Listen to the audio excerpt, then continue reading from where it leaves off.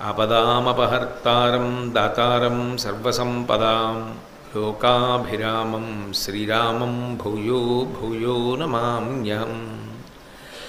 జయతు జయతు దేవో దేవకీనందనోయం జయతు జయతు కృష్ణో వృష్ణివంశప్రదీపః జయతు జయతు మేఘశ్యామలకోమలాంగో జయతు జయతు పృథ్వీ భారనాశో ముకుందః.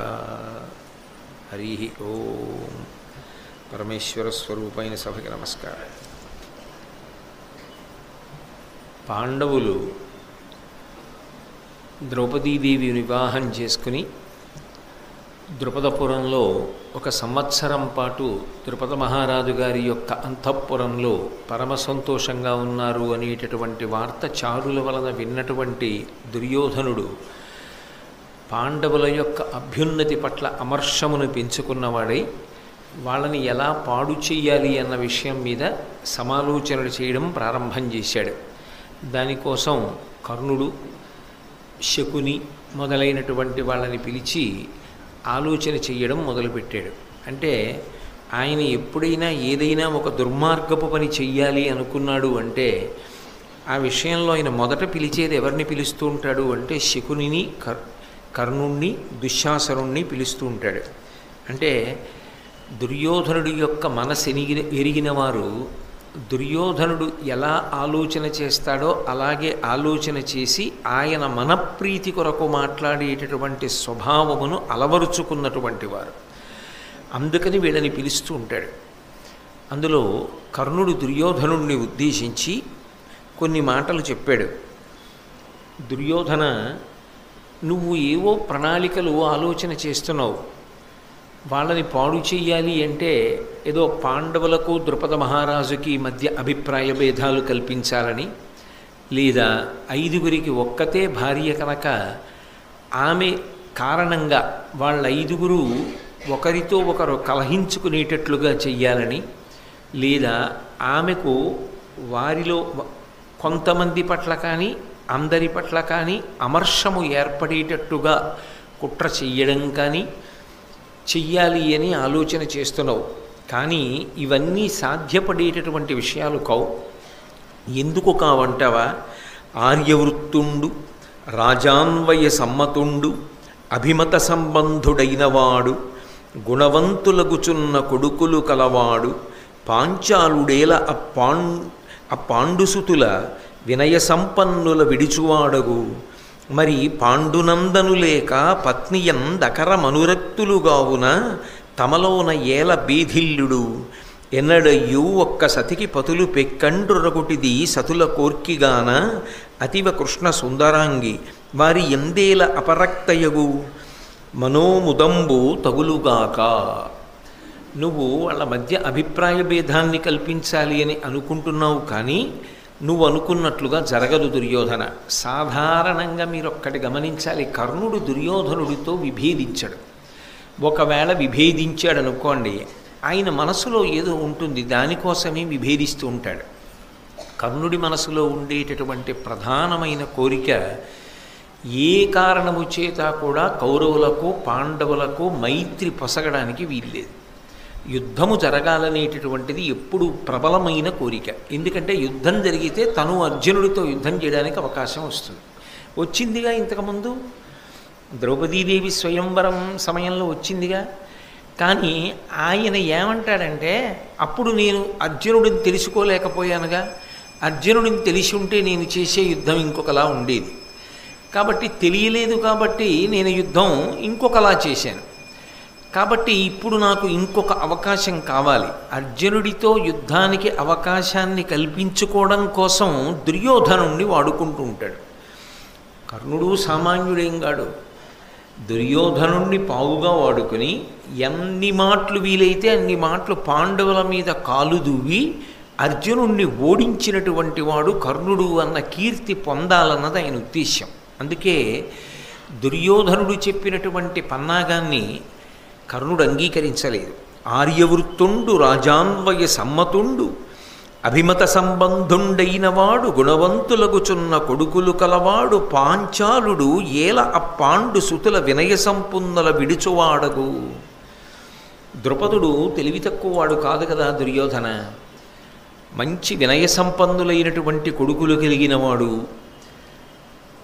చాలా చక్కటి ప్రవర్తన కలిగినటువంటి వాడు, ఆయనతోటి అనుబంధం ఉన్న వారందరి చేత మెచ్చుకోదగినటువంటి శీలవైభవమున్నవాడు. అటువంటి వాడు ఆ 5 పాండవుల్ని ఏ కారణానికి దూరం చేసుకుంటాడు? ఎందుకు దెబ్బలాట వస్తుంది?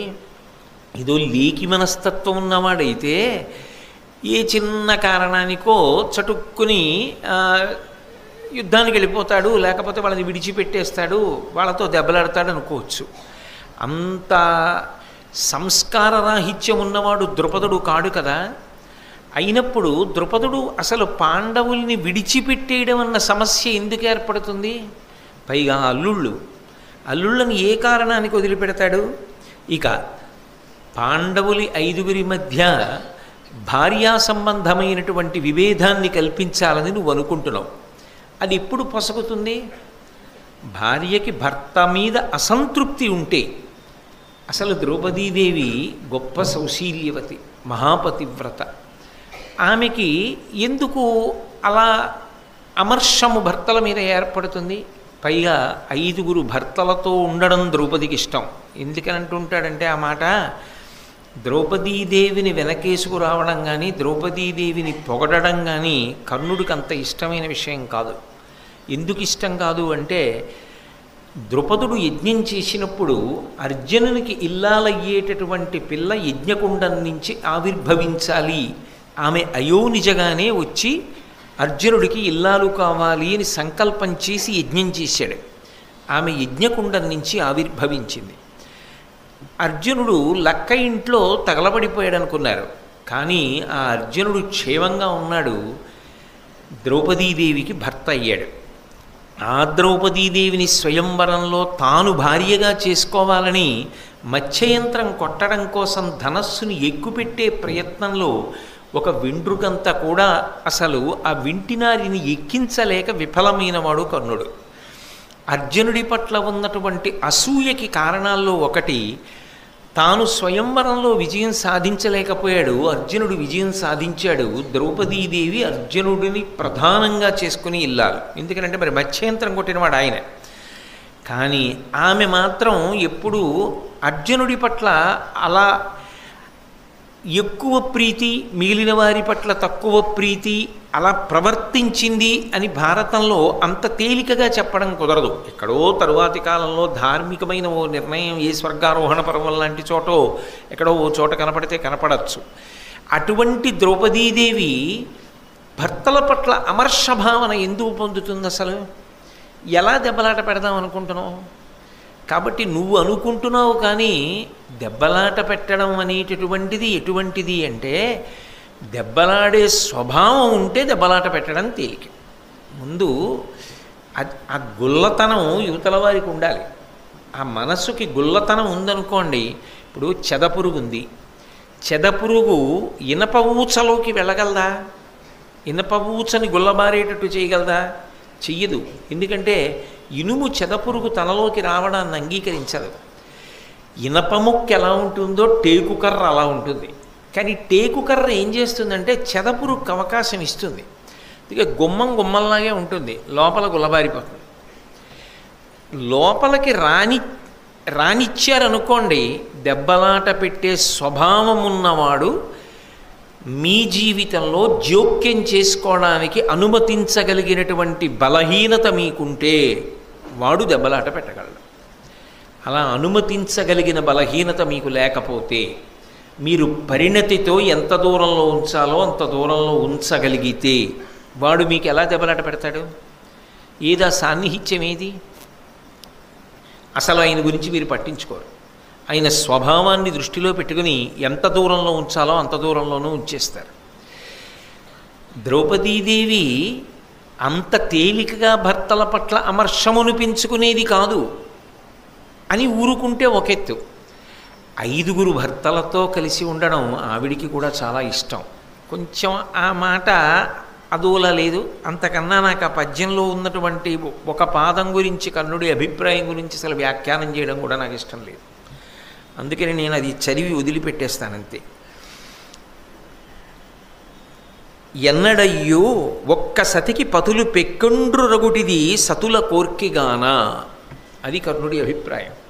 అంత అన్యాయంగా లోకంలో ఎక్కడ ఎవరు మాట్లాడరు. కాబట్టి ద్రౌపదీదేవి భర్తల పట్ల అమర్షమును పెంచుకుంటుంది అని నువ్వు ఎలా నమ్ముతున్నావు దుర్యోధన? అది నమ్మడానికి వీల్లేదు. కాబట్టి నువ్వు అనుకున్న మార్గంలో పాండవుల్ని పాడు చేయడం సాధ్యం కాదు. మరి ఎలా పాడు చేయగలం అంటావా? ఒకే ఒక్క మార్గం ఉంది. ప్రతాపం, పరాక్రమం. నేనున్నాను కదా, యుద్ధం ప్రకటించు, అర్జునుడిని చంపేస్తాను. ఏమిటో అంత తేలికన్నట్టు చెప్తూ ఉంటాడు. నేను అర్జునుడిని చంపేస్తాను, చంపేయగానే పాండవులు నిరాధారం అయిపోతారు. ఇంకెంతసేపు? పాండవులలో అర్జునుడు పోయిన తర్వాత పాండవులు ఉంటే ఎంత, ఊడిపోతే ఎంత, ఇక నీకు శాశ్వతంగా ఆ శత్రుత్వం పోయినట్టే. ఇంకా నిన్ను వాళ్ళు ఏం చేయలేరు. పైగా ఇంత దెబ్బతిన్న తర్వాత ద్రుపదుడు తట్టుకోగలడా? అప్పుడు ద్రుపదుడిని చంపేస్తాం. పాండవ పక్షాన ఎవరు నిలబడ్డారో వాళ్ళందరినీ కూడా నిశ్శేషంగా చంపేస్తాం. ఇక నీకు నిష్కంటకం, ఇక నువ్వు సార్వభౌముడివి, ఈ భూమినంతటినీ ఏలుకోవచ్చు.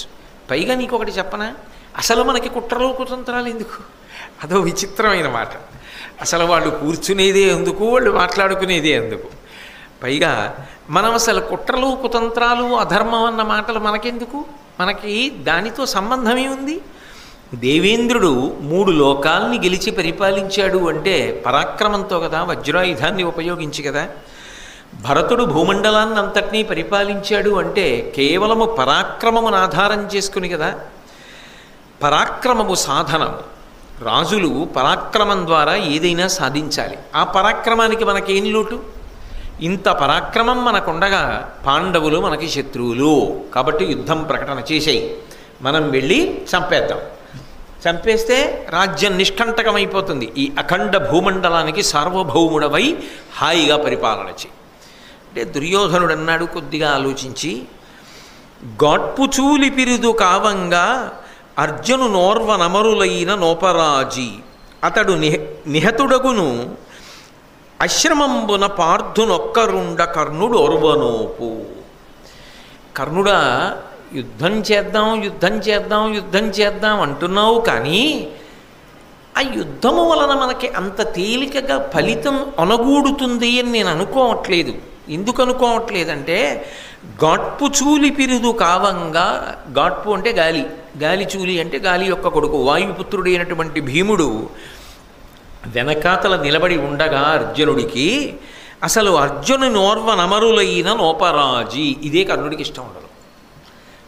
దేవతలందరూ కట్టకట్టుకొచ్చినా సరే అర్జునుడిని గెలవడం సాధ్యం కాదు. అర్జునుడిని దేవతలు కూడా గెలవలేరాయా అన్నాడు అనుకోండి, కర్ణుడు ఒప్పుకుంటాడా? ఒప్పుకోడు. తన స్వాభిమానం తనది దుర్యోధనుడికి. అందుకని ఆయన అన్నాడు, భీముడు అర్జునుడి వెనక ఉండగా అర్జునుడిని ఎవరూ ఓడించలేరు దేవతలు కూడా.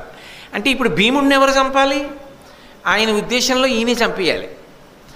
అందుకని వీళ్ళిద్దరూ ఎంత గొప్పగా ఆలోచన చేస్తారంటే, నేను భీముడిని చంపేశాననుకో, అర్జునుడిని నువ్వు చంపేయడం ఏముంది, చాలా తేలిక.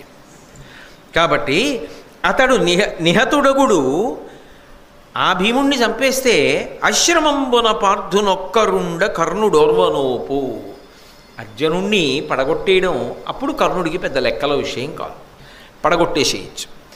కానీ అసలు యుద్ధానికి వెళ్ళాలి అంటే ధృతరాష్ట్రుడు ఒప్పుకోవాలిగా. ధృతరాష్ట్రుడు ఒప్పుకోవాలి అంటే మంత్రి విదురుడు ఒప్పుకుంటాడా? భీష్మద్రోణులు ఒప్పుకుంటారా? వీళ్ళెవ్వరూ ఒప్పుకోకుండా మనం యుద్ధానికి ఎలా పెడతాం? పాండవుల మీద నాకున్న అక్కసు చెప్పగలను మా నాన్న దగ్గర, కానీ మా నాన్నకు బలహీనత ఉంది. విదురుణ్ణి పిలుస్తాడు ప్రతిదానికి. పిలిచి మంత్రి విదురుణ్ణి అడుగుతాడు. విదురుడు పాండవ పక్షపాతి. వాళ్ళ జోలు నీకెందుకు, వాళ్ళతో యుద్ధం ఎందుకు, వాళ్ళ రాజ్యం వాళ్ళకి ఇచ్చేయి అంటాడు. ఇంకెక్కడ యుద్ధం చేస్తాం? ఎలా జరుగుతుంది? పైగా భీష్మద్రోణులు ఒప్పుకుంటారా? అయినా నువ్వు అన్నావు కదా, మా నాన్న దగ్గరికి వెళ్ళి ఏడుస్తా. నాన్న, నేను తట్టుకోలేను పాండవులు వృద్ధిలోకి వస్తే. వాళ్ళు పాడైపోయారనుకుని ఇన్నాళ్ళు సంతోషంగా ఉన్నా, వాళ్ళు సంతోషంగా ఉన్నారని నాకు ఇప్పుడు తెలిసింది. కాబట్టి నాకు ఏడుపు తప్ప ఇంకేం మిగులుతుంది? కాబట్టి నాకు సంతోషం కలగాలంటే పాండవులు పాడైపోవాలి. పాండవులు పాడైపోవాలంటే యుద్ధానికి వెళ్ళాలి. కాబట్టి నువ్వు నాకు అనుమతిని, నువ్వేం చేసుకుంటావో, విదురుణ్ణి ఏం చేసుకుంటావో, భీష్మద్రోణుల్ని ఏం చేసుకుంటావో, ఏం చెప్పుకుంటావో చెప్పుకో, చెప్పుకుని నాకు సమ్మతిని, ఆ సమ్మతినిస్తే యుద్ధ ప్రకటన చేస్తా అని మా నాన్నతో చెప్తా. అంటే సాధారణంగా కర్ణుడు చెప్పినటువంటి మాట దుర్యోధనుడు కాదు అని అనడు. ఆ కర్ణుడి మీద దుర్యోధనుడికున్న అభిమానం అటువంటిది. కర్ణుడికి ఉన్నటువంటి బలహీనత ఏమిటంటే కర్ణుడెప్పుడూ కూడా కౌరవులకు పాండవులకు మధ్య సంధి జరగడాన్ని అంగీకరించాడు. వాళ్ళిద్దరూ కలిసి ఉండడం కర్ణుడికి ససేమిరా ఇష్టం ఉండదు. ససేమిరా కర్ణుడికి ఎందుకు ఇష్టం ఉండదు అంటే అర్జునుణ్ణి తాను ఓడించగలిగిన అవకాశం ఎలా వస్తుంది? వీళ్ళిద్దరూ కలిసిపోతే అన్నదమ్ములు 105 మంది కలిసిపోయారు అనుకోండి, ఇంకా యుద్ధం ఎందుకు అసలు? దుర్యోధనుడికి యుద్ధం అవసరం లేదు.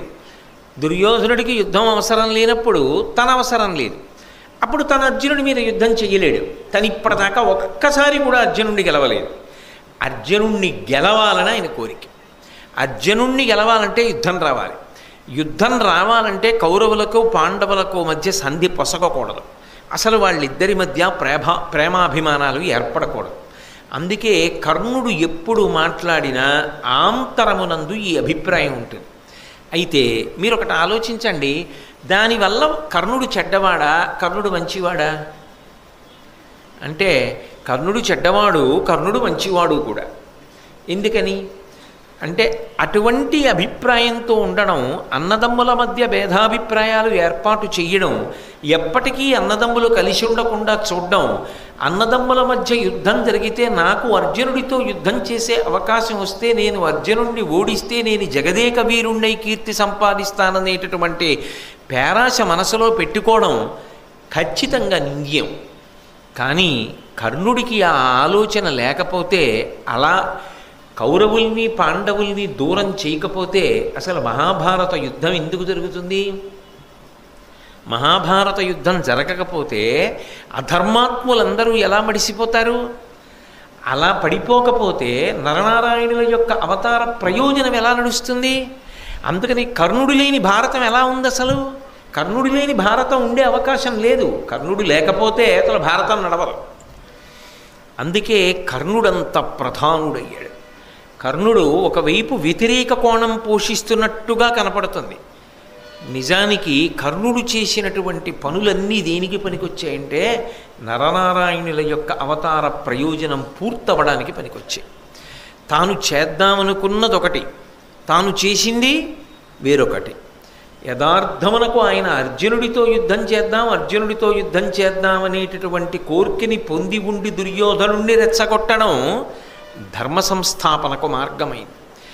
ఏ ఒక్క రోజునైనా కర్ణుడు దుర్యోధనుణ్ణి అర్జునుణ్ణి పడగొట్టడం అంత తేలికైన విషయం కాదయా. అంత తేలిగ్గా అర్జునుణ్ణి చంపేస్తానని ఎలా అనుకుంటున్నావు? అర్జునుడు నా చేతిలో పోవచ్చు, నేను అర్జునుడి చేతిలో పోవచ్చు. ఆయన అంత సామాన్యమైన వీరుడు కాడు. కాబట్టి జయాపజయములు విధి నిర్ణీతములు అని కర్ణుడు అని ఉంటే దుర్యోధనుడు ఆ ఒక్క మాటకి పాతాళంలోకి జారిపోతాడు. ఇక యుద్ధానికి వెళ్ళే ధైర్యం చేయడు. ఆయన యుద్ధానికి వెళ్ళే ధైర్యం చేశాడు అంటే దానికి ప్రధాన కారణం ఎప్పటికప్పుడే యుద్ధం రాని అర్జునుడిని నేను చంపేస్తాను ఆ మాట కర్ణుడు అంటూ ఉండబట్టి ఎప్పటికప్పుడే ఈసారి అవ్వలేదు కానీ ఆసారి చేస్తాడేమో అన్న ఆశ అలాగే ఉండిపోయింది దుర్యోధనుడికి. ఆయన లెక్క ఏమిటంటే 5గురిలో లెక్క పెట్టవలసిన వాళ్ళు ఇద్దరే, భీముడు అర్జునుడు. భీముడిని నేను చంపేస్తా, అర్జునుడిని ఆయన చంపేస్తాడు. మేము యుద్ధం ప్రకటించడం ఒకటే తర్వాయి. ఎందుకు ప్రకటించలేము? ఇగో వీళ్ళు అడ్డు, అంతే. ఇద్దరికీ అదే అభిప్రాయం. ఈయన కోణం ఒకటి, ఆయన కోణం ఒకటి. కానీ ఇద్దరూ మహాభారత యుద్ధానికి మాత్రం కారణమవుతారు. అందుకే కౌరవులు పాండవులు ఎప్పటికీ కలుసుకోనంత దూరం జరిగిపోవడానికి కారణం ఎవరయ్యారంటే మధ్యలో కర్ణుడయ్యాడు. ఇక కలపడం సాధ్యం కాదు ఎవరికి, అంత దూరం జరిపాడు. ఒక్కొక్క ప్రయత్నంలో కురుపాండవులు అంత దూరం అయిపోయారు. కాబట్టి కర్ణుడితో కలిసి ధృతరాష్ట్రుడి దగ్గరికి వెళ్ళాడు. ధృతరాష్ట్రుడు చాలా చాలా తెలివైనవాడు. ఆయన మనసులో కోరిక కూడా దుర్యోధనుడి మనసులో కోరికే. పాండవులు బాగుండాలని కానీ పాండవులకు రాజ్యం ఇవ్వాలని కానీ ధృతరాష్ట్రుడికి ఏ కోశాన ఉండదు. పాండవులు వృద్ధిలోకి రావడం ధృతరాష్ట్రుడికి ససేమిరా అంగీకారయోగ్యం కాదు. కానీ దుర్యోధనుడి అంత తేలికగా బయటపడ్డాడు.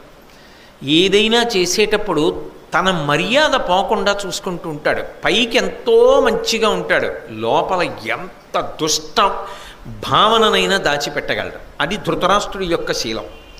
కాబట్టి ఆయన ఏమీ తెలియనట్టు ముందు భీష్మద్రోణుల్ని పిలిచాడు. పెద్దవాళ్ళు కదూ, భీష్మద్రోణులు ఎందుకు అంగీకరిస్తారు?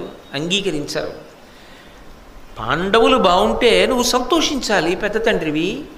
నీ తమ్ముడి బిడ్డలు వాళ్ళు బాగున్నారని నీకు తెలిసింది, శుభవార్త కదా. దానికి వాళ్ళ మీద యుద్ధానికి వెళ్ళవలసిన అవసరం ఏమిటి? అసలు దేనికి యుద్ధం వాళ్ళతోటి? నీకు 105 మంది బిడ్డలు అనుకోవాలి. వాళ్ళ రాజ్యం వాళ్ళకి ఇచ్చేయి, నీ బిడ్డల రాజ్యం నీ బిడ్డలకి ఇచ్చేయి. అందరూ కలిసి ఉండాలి. దానికోసం నువ్వు ప్రయత్నం చెయ్యాలి. కానీ అసలు వాళ్ళ మీద యుద్ధ ప్రకటన చేయవలసిన అవసరం ఏమిటి? ఆ మాటే చెప్తాడు భీష్ముడు. భారతంలో గమ్మత్తు ఏంటంటే, భీష్ముడంటే అపారమైన గౌరవం ఉన్న ద్రోణుడు భీష్ముడు ఏం చెప్తే అదే చెప్తాడు. కాబట్టి భీష్మద్రోణులు అంగీకరించారు. భీష్మద్రోణులు అంగీకరించనిది విదురుడు అంగీకరించాడు. భీష్మద్రోణ విదురులు అంగీకరించనిది ధృతరాష్ట్రుడికి చెయ్యాలనున్నా చెయ్యలేడు. ఈ చెయ్యలేనప్పుడు దుర్యోధనుడికి కోరిక తీరదు. దుర్యోధనుడి కోరిక తీరడానికి వీళ్ళు ముగ్గురు అడ్డొస్తున్నారన్న కక్ష దుర్యోధనుడితో సమానంగా ఉన్నవాడు ఎవరంటే కర్ణుడు. ఎందుకంటే వీళ్ళ వల్ల యుద్ధం రావట్లా, వీళ్ళు అడ్డుకుంటున్నారు. వీళ్ళ పెద్దరికం అడ్డొచ్చేస్తోంది. వీళ్ళు అడ్డొచ్చేయడం వల్ల ఏమవుతోందంటే యుద్ధం జరగదు. యుద్ధం జరగకపోతే నాకు అర్జునుడితో యుద్ధం చేసే అవకాశం దొరకట్ల. దొరికినప్పుడు ఏం చేస్తాడు? గెలవడం. పోనీ మనం గెలవలేమని నిర్ణయానికి రాడు. ఆయన పెంచుకున్న మాత్సర్యం అది. కానీ ఒక్కటి బాగా మళ్ళీ జ్ఞాపకం పెట్టుకుంటుండండి, కర్ణుడు అలా ఉండకపోతే అసలు భారతం నడవదు. అందుకే కర్ణుడే భారతం అన్న గుడారానికి అంతటికీ కూడా మూలస్తంభం.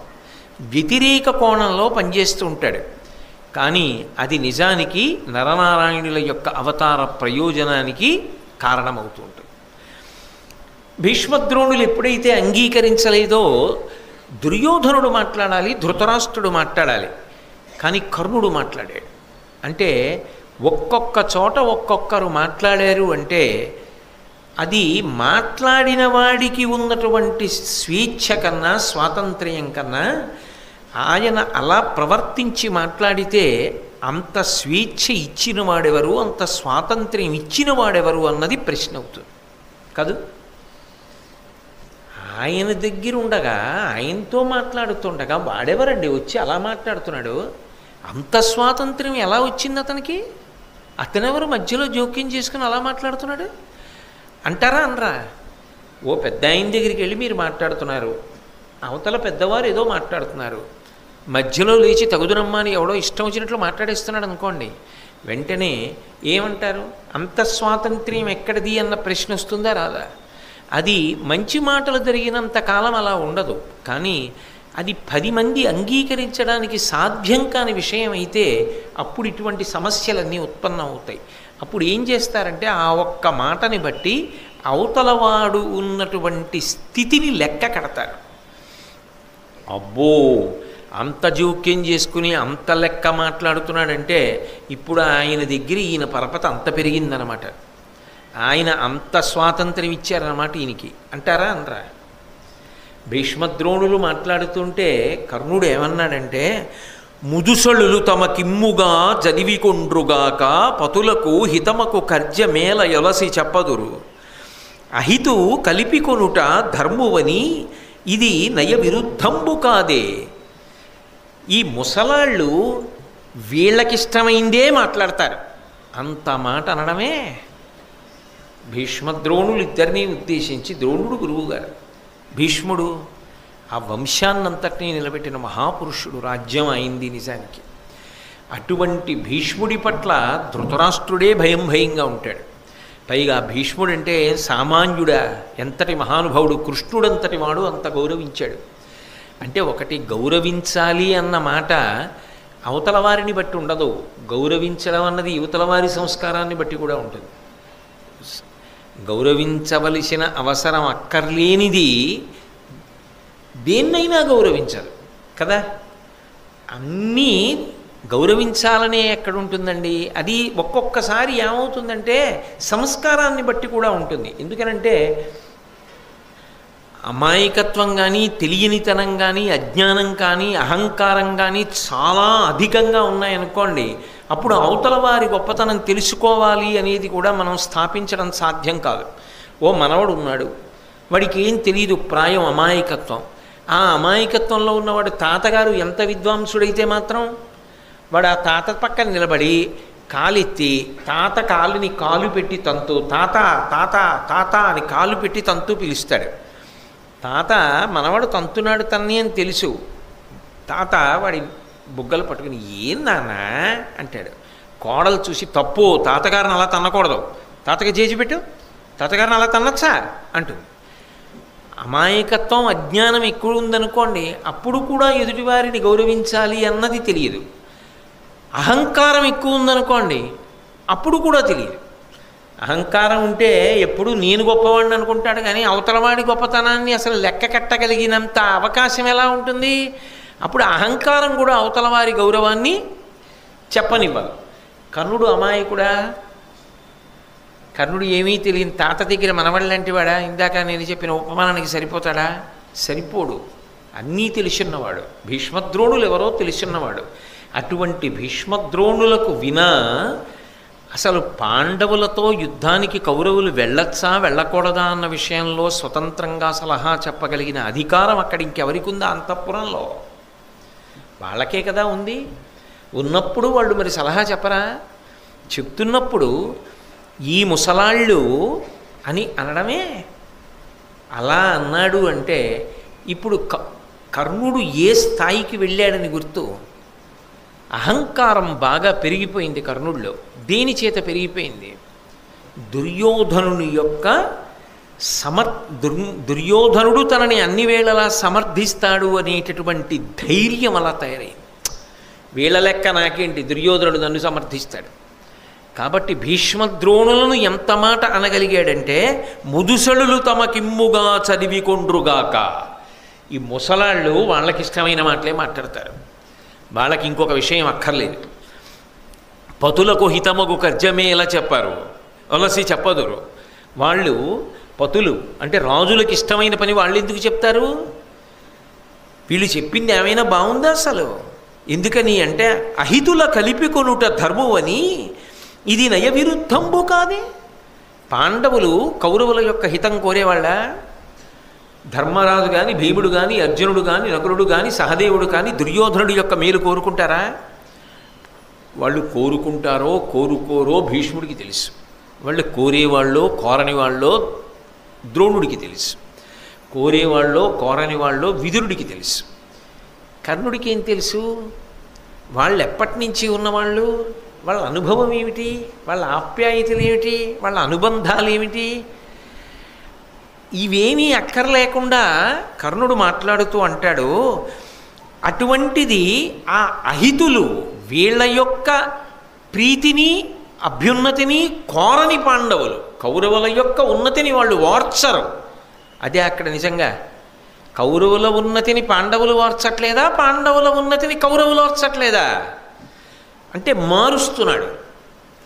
అది ఇచ్ఛాపూర్వకంగా తన కోరిక జరగట్లేదన్న అక్కసుతో మాట్లాడుతున్న మాటే కదా. సత్యాన్ని మార్చాడా లేదా? కథాగమనంలో తెలుస్తూనే ఉంది కదా. ఎవరు ఎవరి ఉన్నతిని చూసి ఏడ్చి సమావేశం పెట్టుకుని మాట్లాడుకుని వచ్చారు? దుర్యోధనాదులే కదా అలా సమావేశం పెట్టుకుని మాట్లాడుకున్న వాళ్ళు. ఏడాది నుంచి అక్కడున్న వాళ్ళు వాళ్ళ యొక్క ఉనికిని బయట పెట్టుకున్నారా? మా రాజ్యం మాకు ఇమ్మని అడిగారా? అడగలేదుగా. కాబట్టి అటువంటి అహితులను కలుపుకోండి కలుపుకోండి అని వీళ్ళు చెప్తున్నారు కదా ఈ ముసలాళ్ళు. ఇది న్యాయ విరుద్ధం కాదా అంటే కర్ణుడు ఆ స్థాయికి ఎదిగాడు దుర్యోధనుడి దగ్గర. అంటే ఆ పద్యం ద్వారా ఆ మాట ద్వారా ఏమర్థం చేసుకోమని అంటే కర్ణుడు అంతఃపురంలో దుర్యోధనుడి దగ్గర ఎంత సాన్నిహిత్యాన్ని ఇవాళ సంపాదించగలిగాడు. వాళ్ళిద్దరి మధ్య స్నేహం ఎంత బాగా అంటుకుపోయింది. ఒకరి మాట ఒకరు కాదనరు, అంత స్థాయికి వెళ్ళిపోయింది. అంటే కర్ణుడి మనసులో ఎప్పుడూ ఒకటే ఆలోచన. నేను చెప్పిన మాటకి నేను చేసిన పనికి దుర్యోధనుడు సంతోషిస్తాడా? ఇప్పుడు అలా ఆలోచన చేయడంలో అన్ని సందర్భాలలో అని చెప్పడం సాధ్యం కాదు, కానీ కొన్ని కొన్ని సందర్భాల్లో మాత్రం అధర్మం వైపుకి ఒరిగిపోయాడా లేదా? అయితే ఇలా ఉండకపోతే ఇద్దరి మధ్య దూరం జరగడం కష్టం కదా. ఆ దూరం జరుగుతూ ఉండాలి. కౌరవ పాండవుల మధ్య దూరం తరగకూడదు, పెరగాలి. ఎంత పెరిగితే ఆఖరణ అంత పెద్ద యుద్ధం జరుగుతుంది. అంత పెద్ద యుద్ధం జరిగితే అధర్మము నశించి ధర్మము స్థాపింపబడుతుంది. ఇప్పుడు ఒక రకంగా చూస్తే కర్ణుడు ఒక మహాప్రయోజనాన్ని సాధిస్తున్నాడా లేదా? కృష్ణార్జునులకు సాధిస్తున్నాడు, కానీ తెలిసి సాధించాడా? ఇది చేద్దాం అనుకుని సాధించాడా? అలా అనుకుని సాధించలేదు. సాధించకపోయినా ఆయన చేస్తున్న దాని వల్ల కట్టకడపెట్టే ప్రయోజనం మాత్రం అది. కాబట్టి ఈ మాటలు అన్న తర్వాత భీష్మద్రోణులు అంగీకరించలేదు, విదురుడు అంగీకరించలేదు. చిట్ట చివరికి భీష్మద్రోణుల్ని విదురుణ్ణి కాదని ధృతరాష్ట్రుడు మనసులో ఉన్నా చెయ్యలేడు. అందుకని పాండవుల దగ్గరికి విదురుణ్ణి పంపించి కబురు చేశాడు. పాండవులు వచ్చారు, కొంతకాలం హస్తినాపురంలో ఉన్నారు. ఉన్న తర్వాత కృష్ణుడి సమక్షంలో అర్ధరాజ్యాన్ని విభాగం చేసి ఇంద్రప్రస్థాన్ని రాజధానిగా చేసుకుని పరిపాలించుకోమని పాండవులకు ఇచ్చాడు. ఇచ్చిన తరువాత కొంతకాలానికి కృష్ణ పరమాత్మ యొక్క అనుగ్రహ విశేషం చేత దానవశిల్పి అయినటువంటి మయుడు అద్భుతమైన రాజధాని నగరాన్ని నిర్మాణం చేసి దానితో పాటుగా మయసభని కూడా నిర్మించి ఇచ్చాడు. పాండవులు రాజసూయాగం చేశారు. అంత ఉన్నతికొచ్చి అంతమంది రాజుల్ని ఓడించడం, ప్రత్యేకించి అర్జునుడు ఉత్తర దిక్కుకు వెళ్ళి ఎందరో రాజుల్ని ఓడించి అపారమైన ధనరాశుల్ని తీసుకొచ్చి అన్నగారికి ఇచ్చి అన్నగారితో రాజసూయం చేయించాడనేటటువంటి కీర్తిని కర్ణుడు తట్టుకోలేకపోయాడు. ఇద్దరికీ మరి ఎప్పుడు పడదుగా. అర్జునుడి యొక్క కదలికలు గమనిస్తూ ఉంటాడు. అర్జునుడి ఉన్నతి ఓర్వలేడు. కాబట్టి అయిపోయిన తర్వాత ఏదో తిరిగి వచ్చారు. తిరిగి వచ్చిన తరువాత దుర్యోధనుడి ఆలోచన ఎప్పుడు ఏముంటుంది? దానికి తోడు అక్కడ భంగపాటు జరిగింది. పాండవ రాజ్యాన్ని ఎలా కబళించాలి, ఎలా పాండవుల్ని అవమానించాలి, దానికి తోడు శకుని బయలుదేరాడు. వాళ్ళని ద్యూతానికి ఆహ్వానించు, మాయాజూతంలో నీకు నేను ఏ విధమైన ఇబ్బంది లేకుండా పాండవ సామ్రాజ్యాన్ని సమస్త ఐశ్వర్యాన్ని నీకు ఇప్పించేస్తానన్నాడు. ధర్మరాజు గారిని పిలిచినప్పుడు సభామంటపం నిర్మాణం చేశాం, దాని ప్రారంభోత్సవం అందుకు రెండన్నారు. ఆయన వచ్చి కూర్చున్న తర్వాత కూడా చెప్పాడు, మంచిది కాదు, జూతం ఆడకూడదు, ఏదో చెప్పాడు. కానీ విధి బలీయం, కృష్ణ పరమాత్మ జ్ఞాపకానికి రాలేదు. మీకు నేను కృష్ణుడి గురించి చెప్పానుగా, అందుకని ఆ జూదంలో పాల్గొన్నాడు. అసలు ధర్మరాజు గారు ఒక్కసారి కూడా పందెం వేయలే. శకుని పందెం వేయడం మొదలెట్టాడు. ఆఖరి పందెం వరకు శకునే వేశాడు. వడ్డడం ఒకటే ధర్మరాజు చేశాడు.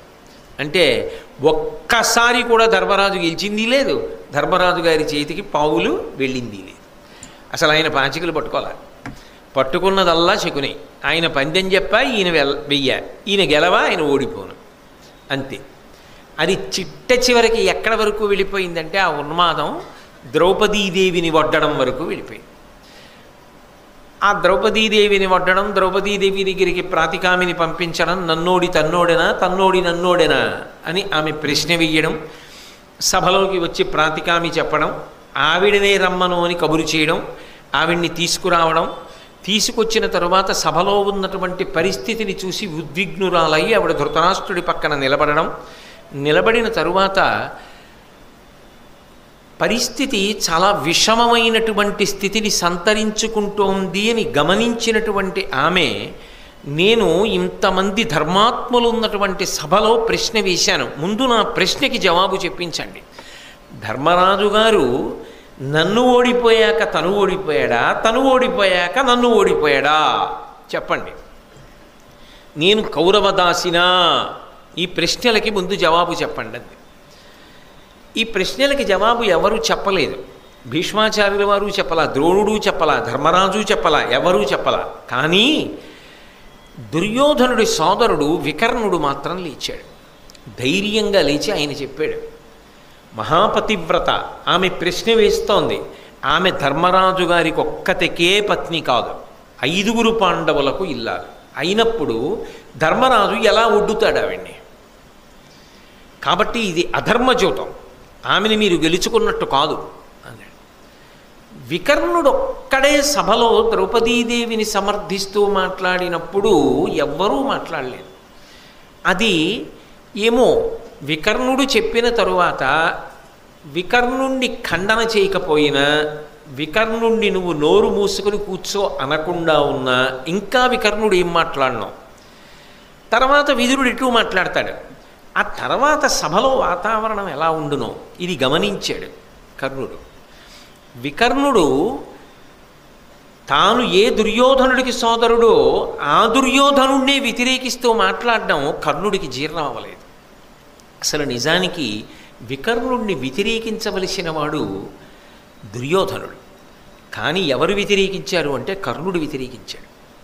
ఎందుకు వ్యతిరేకించాడు అంటే సభలో ఆనుకూల్యత ఏర్పడడం కానీ, అనుకూలమైన వాతావరణం ఏర్పడడం కానీ, ఏ గొడవ లేకుండా సమసిపోవడం కానీ, ఇద్దరూ జుత్తు పట్టుకునేటటువంటి సందర్భం ఏర్పడకుండా ఉండడం కానీ కర్ణుడికి ఇష్టం ఉండదు. కర్ణుడికి యుద్ధం కావాలి. అందుకే వెంటనే వికర్ణుడిని ఉద్దేశించి ఒక మాట అన్నాడు. ఎల్లవారు నిరుగనొల్లని ధర్మువు బేల నీకు చెప్పనేలవలసే, చిరుతవానికింత తరుసంటి పలుకులు సన్ని వృద్ధజనములున్న చోట. మూఢుడా, ఇంతమంది పెద్దవాళ్ళు సభలో ఉన్నారు, భీష్మద్రోణాదులు, ఇంతమంది పెద్దలు ఉన్న చోట వాళ్ళు చెప్పాలి ధర్మం గురించి. నువ్వెవడివి? చిన్న కుర్రవాడివి. పెద్ద ధర్మం తెలిసిన వాళ్ళ నువ్వు మాట్లాడతావు ఏమిటి? వాళ్ళు మాట్లాడాలా, నువ్వు మాట్లాడాలా? మరి భీష్మద్రోణుల్ని పట్టుకుని ఈ ముసలాళ్ళు అని తన్నన్నప్పుడు ఏమైంది ధర్మం? అంటే దేనికి వాడుకుంటూ ఉంటాడు ఎప్పుడు అంటే కురుపాండవుల మధ్య దూరం పెరగాలి, యుద్ధం రావాలి, దానికోసమే. అంతేగాని నిజంగా పెద్దరికం ఇచ్చి మాట్లాడేవాడైతే ఆ రోజున ఈ మాట అనకూడదుగా. భీష్మద్రోణులు మాట్లాడినప్పుడు ఇందాక నీ చెప్పిన మాట. ఇప్పుడు వికర్ణుణ్ణి కూర్చోపెట్టేయడానికి మాత్రం సభలో ఇంతమంది పెద్దలు ఉంటే తగుదునమ్మా, నేనే పెద్దవాడిని, నువ్వు ఎలా మాట్లాడుతున్నావు? నువ్వు మాట్లాడడానికి వీలు లేదు. కాబట్టి నీకు తగిన స్థాయిలో నువ్వు మాట్లాడు, కూర్చో అన్నాడు. ఒక్కటి జ్ఞాపకం పెట్టుకోండి, ఒక సమస్యగా పరిష్కరిద్దాం అనుకున్న వాళ్ళు బయలుదేరితే సమస్య పరిష్కారం అవుతుంది. అసలు ఎందుకు పరిష్కారం అవుతుంది అంటే, నేను చెప్పిన మాట ఒక గంభీరమైన మాట చెప్తాను, బాగా జ్ఞాపకం పెట్టుకోండి. ఈ ప్రపంచంలో పరమేశ్వరుడు సృష్టించనిది, అసలు ఈశ్వర సృష్టిలో లేనిది ఏదైనా ఉంటే సమస్య. ఆయన సమస్యకు సృష్టికర్త కాడు. ఆయన సమస్యలను సృష్టించలేదు. సమస్యకి సృష్టికర్త ఎవడు అంటే మనుష్యుడే. ఆయన నీ ప్రతి వాడికి ఏదో ఒక సమర్థతనిస్తాడు, ప్రతివాడు బతకడానికి ఏదో అవకాశం ఇస్తాడు. నువ్వు ఇలా ఉండు అంటాడు. కానీ మనస్సని ఒకటి ఉందే, దాని తమాషా ఇవాళ బాగుంటుంది, రేపు వాడంటే ఇష్టం ఉండదు, ఎల్లుండి ఇంకోడంటే ఇష్టం ఉండదు, ఇప్పుడు బాగుంటుంది, కాసేపు ఆగి బాగుండదు. సమస్యలన్నిటికీ సృష్టికర్త మనుష్యుడే. మనిషి సమస్యని సృష్టించుకుని ఆ సమస్య నుంచి తాను బయటపడలేకపోతే నింద ఈశ్వరుణ్ణి చేస్తుంటాడు. ఏం చేశాడండి నాకు అంటాడు. అసలు ఆయన కాదుగా సృష్టికర్త. సమస్యకి సృష్టికర్త ఈశ్వరుడు కానే కాడు, సమస్యకి సృష్టికర్త మనుష్యుడే. ఎందుకని అంటే ఒక్క మాట చెప్తున్నాను, దేన్నైనా సరిపెట్టేసుకోగలిగితే వాడికి సమస్య లేదు. శంకరులు అంటారు కోపీనవంత కలు భాగ్యవంత అంటారు, సర్దుకుపోయే లక్షణం అంటారు చూడండి పెద్దవాళ్ళు. వాడికి సమస్య ఏది? వాడు ప్రశాంతంగానే ఉంటాడు వాడు. కానీ ఓ సమస్య వచ్చిందనుకోండి, రాకుండా ఎలా ఉంటుంది? సమస్యలన్న తర్వాత వస్తాయి. ఈశ్వరుడు సృష్టికర్త కాడు అని నేను అన్నంత మాత్రం చేత నాకే సమస్యలు ఏమీ లేవని చెప్పగలిగినంత ధైర్యం నేను చేయలేను.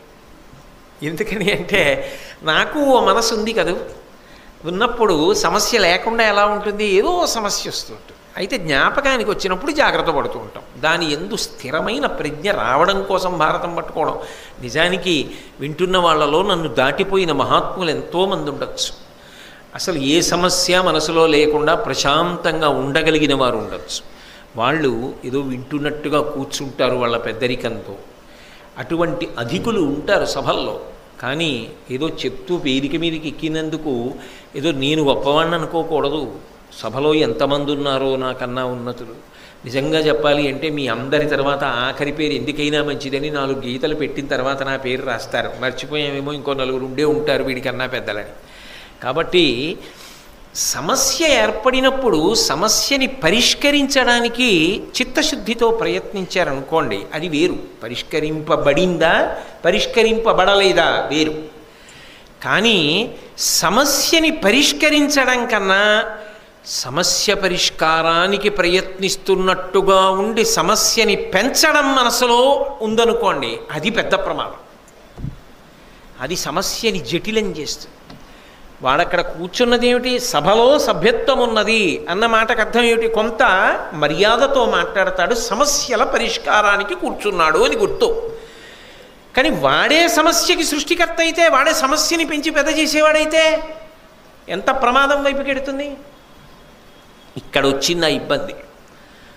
వికర్ణుడు పరిష్కారం కోసమని ఇది ధర్మము కాదు, ఇలా ఎందుకు చేస్తారంటున్నాడు. ఏమో ఏమై ఉండేదో, ఆయన మాట విని విదురుడు మాట విని ఏదో చేస్తే ఏమో ఆ రోజు ఏమై ఉండేదో. పాండవ కౌరవుల మధ్య అంత దూరం జరిగిపోవలసిన అవసరం ఉండేది కాదేమో. కానీ వికర్ణుణ్ణి నోరు మూసు కూర్చో అని కూర్చోబెట్టేసిన వాడు ఎవరు అంటే కర్ణుడు కూర్చోబెట్టాడు. కూర్చోబెట్టేసి ఊరుకుంటే ఇంకొకలా ఉండును. ఈయన ప్రతివాదం వినిపించాడు. త్రికరణ శుద్ధిగా కర్ణుడికి తెలుసు తాను చేస్తున్న వాదన తప్పు, నేను అలా మాట్లాడకూడదు. ఒక పతివ్రతను ఉద్దేశించి, ద్రౌపదీదేవి పతివ్రత, రాజసూయాగంలో అవబృధ స్నానం చేసింది, ధర్మరాజు గారి ఇల్లాలు, పాండవులు అధర్మాత్ములు కారు, క్రమశిక్షణతో కూడిన పరాక్రమమున్నవారన్న విషయం కర్ణుడికి స్పష్టంగా తెలుసు. ఎందుకనంటే అదే కర్ణుడు అనేక పర్యాయములు తర్వాత మాట్లాడుతూ చెప్పాడు, పాండవులు ధర్మాత్ములు, శౌర్యమున్నవారు, క్రమశిక్షణ ఉన్నవారు, దేనిక పడితే దానికి ఉద్రేకపడే స్వభావం ఉన్నవారు కారు అని చెప్పాడు. మరి ఇన్ని తెలుసున్నవాడు ద్రౌపదీదేవిని కించపరిచి మాట్లాడవచ్చా అంటే ఎందుకు మాట్లాడతాడు అలా అంటే, పరిష్కారం ఏర్పడకూడదు, సమస్య పెద్దది కావాలి. సమస్య పెద్దదైతే యుద్ధం వస్తుంది, యుద్ధం వస్తే తానే అర్జునుడిని చంపాలి, ఆ కీర్తి తనకి రావాలి. అది ఏమిటో ఇంకా ఆశ్చర్యం అలా ఉండిపోయింది ఆయనకి. దాన్ని దాటలేకపోయాడు. కానీ అదే మహాభారతానికి మహోపకారం చేసింది. ఆయన తెలియకుండా మహోపకారం చేశాడు. కాబట్టి ఇప్పుడు అన్నాడు అందరి ముందు, ఏమిటి వికర్ణను మాట్లాడుతూ అధర్మంగా జయింపబడింది అధర్మంగా జయింపబడింది అంటావేమిటి? ధర్మాత్ములైన వారు సభలో ఎందరో ఉన్నారు, భీష్మద్రోణాదులు. వీళ్ళందరూ చూస్తుండగా పందెం ఒడ్డినవాడు ధర్మరాజు. ధర్మరాజు కన్నా ధర్మాత్ముడివి అనువు, నీకు తెలుసా ధర్మం? ధర్మరాజు ఒడ్డాడు. ఆమె ఏకవస్త్ర అంటున్నావు. ఆమె ఏకవస్త్ర అని వెనకేసుకు రావలసిన అవసరం ఏం లేదు. ఆమె 5 భర్తలను పొంది ఉంది. ఈ సృష్టిలో భగవంతుడు స్త్రీకి ఒక్క భర్తని విధించాడు. ఈమె తత్శాసనానికి వ్యతిరేకంగా 5 భర్తలని స్వీకరించింది. 5 భర్తలు ఉన్నదాన్ని బంధకి అనవలసి ఉంటుంది. కాబట్టి ఆమె బంధకి. ఆమెని సభలోకి తీసుకొచ్చేటప్పుడు అంత మర్యాదగా ఏం తీసుకురావక్కర్లేదు, బట్టలు విప్పి నగ్నంగా తీసుకొచ్చినా తప్పు లేదు అన్నాడు. ఎంత పెద్ద మాట, ఎంత అన్యాయమైన మాట. అసలు ఆ మాట అనడానికి నేను ఎంతో చిన్నబుచ్చుకుని అనవలసి వచ్చింది. ఎందుకని అంటే భారతం చెప్పేటప్పుడు చెప్పకుండా ఇది చెప్పకపోతే సాధ్యం కాదు కాబట్టి చెప్పవలసి వచ్చింది తప్ప అది అంత తేలికగా అసలు సభలో కాదు. ఒకసారి అనడానికి కూడా చాలా బాధగా ఉండే మాట. అంత మాట అన్నాడు. నిజంగా అంత మాటకి ద్రౌపదీదేవి అర్హురాలు కాదు, ఆమెను అలా అనకూడదు అన్న విషయం కర్ణుడికి తెలియదా? ఎందుకన్నాడు? అలా అంటే ఆ సభలో సంతోషించేవాడు ఎవరు? దుర్యోధనుడు ఒక్కడే. దుర్యోధనుడు ఒక్కడు సంతోషిస్తాడని అంత మాట అనొచ్చా? ఒక కులకాంతని, ఒక మహాపతివ్రతని, పోని కులకాంత మహాపతివ్రత అన్ని మాటలు కూడా అక్కర్లేదండి. ఆమె 5 ఇల్లాలు, ఆమె ఒక స్త్రీ. అటువంటి స్త్రీ గురించి ఈ దేశంలో అంత అన్యాయంగా మాట్లాడడం అనేటటువంటిది అసలు అంగీకార యోగ్యమా? ఎవరు అంగీకరిస్తారు కర్ణుడి యొక్క ప్రసంగాన్ని? అయితే కర్ణుడన్న ఈ మాట అన్యాపదేశంగా దుర్యోధనుడికి ఇంకొకలా అర్థమైంది. ఈయన ఏం చెప్తే అది ఆయనకు ఆదేశంలా వినపడుతుంది. వెంటనే ఆయన అన్నాడు, దుశ్శాసనుడిని పిలిచి ఆమె బట్టలు ఊడతీయమన్నాడు. ద్రౌపదీ వస్త్రాపహరణం జరిగిందా లేదా? దుశ్శాసనుడు వెంటనే లేచొచ్చి ఆ తల్లి ద్రౌపదీదేవి యొక్క వస్త్రాపహరణం చేశాడు. ఆమె శ్రీకృష్ణ పరమాత్మని శరణాగతి చేసింది కాబట్టి అఖండంగా మొల మీద బట్ట వస్తూనే ఉంది. ఆమె రక్షింపబడింది, కాపాడబడింది సభాముఖంగా. కానీ ఇప్పుడు ఎంత దూరం జరిగిపోయింది కథ అంటే, వెంటనే భీముడు లేచి ప్రతిజ్ఞ చేశాడు. ఏ దుర్మార్గుడైన దుశ్శాసనుడు ద్రౌపదీదేవి యొక్క బట్ట ఒలిచే ప్రయత్నం చేశాడో ఆ దుశ్శాసనుడి యొక్క గుండెలు కురుక్షేత్ర మహాసంగ్రామ భూమి యందు పెద్దలందరూ చూస్తుండగా బద్దలు కొట్టి దోషిటితో నెత్తురెత్తి నోటి దగ్గర పెట్టుకుంటానని ప్రతిజ్ఞ చేశాడు. ఇప్పుడు దుర్యోధనుడి తర్వాత వాడు దుశ్శాసనుడు. భీముడు ప్రతిజ్ఞ చేసేశాడు అంటే దుశ్శాసనుడి మరణం ఖాయమైపోయింది కదా, చాలా దూరం జరిగిపోయారు కదా అన్నదమ్ములు. అది ఒక్క జూదం దగ్గరే ఆగిపోయినట్టుంటే దానికి మరమ్మత్తు చేయడం తేలికే. ఏదో జరిగిపోయింది, ఇంకెప్పుడు ఇలాంటి పిచ్చి పనులు చేయకండి, వాళ్ళ రాజ్యం వాళ్ళకి ఇచ్చేసేయండి అనడం తేలిక. చెయ్యరాని పని, చెయ్యకూడని పని, మనసులో ఎప్పుడూ ఇక అంగీకరించడానికి యోగ్యం కాని పని సభాముఖంగా జరిగిపోయిందా లేదా? ద్రౌపదీ వస్త్రాపహరణం జరిగిపోయిందా? శ్రీకృష్ణ భగవానుడు కాపాడబట్టి కదా తల్లి యొక్క గౌరవ మర్యాదలు నిలబడ్డాయి. ఇది ఇక పాండవులకి జీర్ణం అవుతుందా జీవితంలో? ఎప్పుడైనా ఏదో జరిగిపోతే జరిగిపోయింది లేవా అన్న మాట అంగీకరించగలరా? ఇక జీవితంలో ఎప్పటికైనా కురుపాండవులు కలిసి ఉండగలరా? ఇక కలవడానికి వీలు లేని రీతిలో బదలగొట్టేసింది ఎవరప్పుడు? కర్ణుడేనా? ఆ మాట అన్నది ఆయనేనా మొదట? ఆ మాట అన్నందుకేనా ఇక కలపడానికి వీలు లేని రీతిలో విడిపోయారు? అలా విడిపోవడం వల్లేనా చిట్ట చివరి ప్రయోజనం ఏమిటి? మహాభారత యుద్ధం. ఆ యుద్ధంలో అర్జునుడిని నేను చంపుతాననే కదా కర్ణుడి ధైర్యం. చివరికి జరిగిందేమిటి? దుర్యోధనుడి ఆశలు ఏమయ్యాయి? ఈయన పెట్టుకున్న పేరాశలు ఏమయ్యాయి? కానీ వేరొక కోణాన్ని ఆలోచించండి. ఈయన అలా జరపబట్టే కదా, ఇక కలుసుకోవడానికి వీలు లేని రీతిలో విడిపోబట్టే కదా భారత యుద్ధం జరిగింది. జరగబట్టి కదా ధర్మాత్ములందరూ పడిపోయారు. పడిపోబట్టి కదా నరనారాయణుల యొక్క అవతార ప్రయోజనం నెరవేరింది. మరప్పుడు కర్ణుడు ఉపకారం చేసినట్టు. కానీ అది కావాలని స్వబుద్ధితో చేసిన ఉపకారమా? కాదు. అది దేవతల వ్యూహంలో అంతర్భాగమై ఉండి ఉండవచ్చు. కానీ అక్కడ కర్ణుడి ప్రవర్తనని సమర్థించడం ఎవరూ చెయ్యరు. అంత భయంకరమైనటువంటి పని, చెయ్యరాని పని చేసి ఇక కురుపాండవులు కలవకుండా చేసేశాడు. అంతేకాదు దుశ్శాసనుడి మరణానికి రాచమార్గం వేసేశాడు. ఇక దుశ్శాసనుడు మరణించినట్లే. పోని అక్కడితో అయిందా? అవలేదు. ద్రౌపదీదేవి ఒక ప్రశ్న వేసింది. మీరందరూ ఇక్కడున్నారు, ఇది ధర్మాత్ముల యొక్క సభ, ఇంతమంది ధర్మాత్ములు ఉన్నారు, నేను ప్రశ్నిస్తున్నాను, నేను దాసినా అని అడిగింది ఆవిడ. ఎందుకని? ఏదో లోపలికి వెళ్ళి అంతఃపురంలో దుర్యోధనుడు యొక్క పరివారానికి సేవలు చేయి గదులుతుడు, నువ్వు దాసివి, పాండవ దాసివి అన్నాడు. అన్నప్పుడు ఆవిడ నేను దాసినా, మీరు జవాబు చెప్పండి అని అడిగింది. అడిగినప్పుడు ఎవ్వరూ మాట్లాడలేదు. ఎవరూ మాట్లాడకపోవడానికి కారణాలు ఏమిటో మీకు నేను అనేక పర్యాయాలు అనేక సందర్భాల్లో ఆయా విశ్లేషణల యందు వివరించడం జరిగింది. ఎవరు మాట్లాడలేదు. మాట్లాడనప్పుడు కర్ణుడు మాత్రం ఒక మాట అన్నాడు. ఆయన అన్నాడు, తరుణి ఏ ఊర కంటే ఒక్కరుడ భర్త ఎగుట లగ్గు, జుదంబున ఆలి నోటు వడనివానిగా తగు భర్త బడయుమింకననుచు రాధేయుడుల్ల సమాడినంత. ఆ స్థితిలో, అంత కష్టంలో, అంత బాధలో ఏడుస్తూ సభలో నిలబడినటువంటి ఒక స్త్రీ, ఒక పతివ్రత, ఒక మహాతల్లి, ఆమెను ఉద్దేశించి అసలు పరాచికమాడడం అంగీకారయోగ్యమా? ఆమెని ఉద్దేశించి ఎంత దారుణమైన హాస్యమాడాడంటే, భర్త రక్షిస్తాడు కానీ నీ వస్త్రాపహరణం చేస్తేనే నీ భర్తలు రక్షించలేదు. ఒక పని చెయ్యి, ఇక పైన 5గురు భర్తలుండి ప్రయోజనం ఏమిటి? జూదంలో నిన్ను పణంగా పెట్టి ఓడిపోని భర్తని ఇంకొక్కడిని కూడా చూసుకోవాలి. ఎంత దారుణమైన మాట! ఆ మాట తలుచుకు ద్రౌపదీదేవి ఎంత బాధపడింది. ఆ మాట కదూ భారత యుద్ధానికి కారణమైంది. ఆయన ఏం చెప్తే అది శాసనం దుర్యోధనుడికి. అబ్బా, ఎంత పెద్ద మాట అన్నాడో, ఎంత అవమాన పెట్టాడో! ఈయన ఊరుకున్నాడా?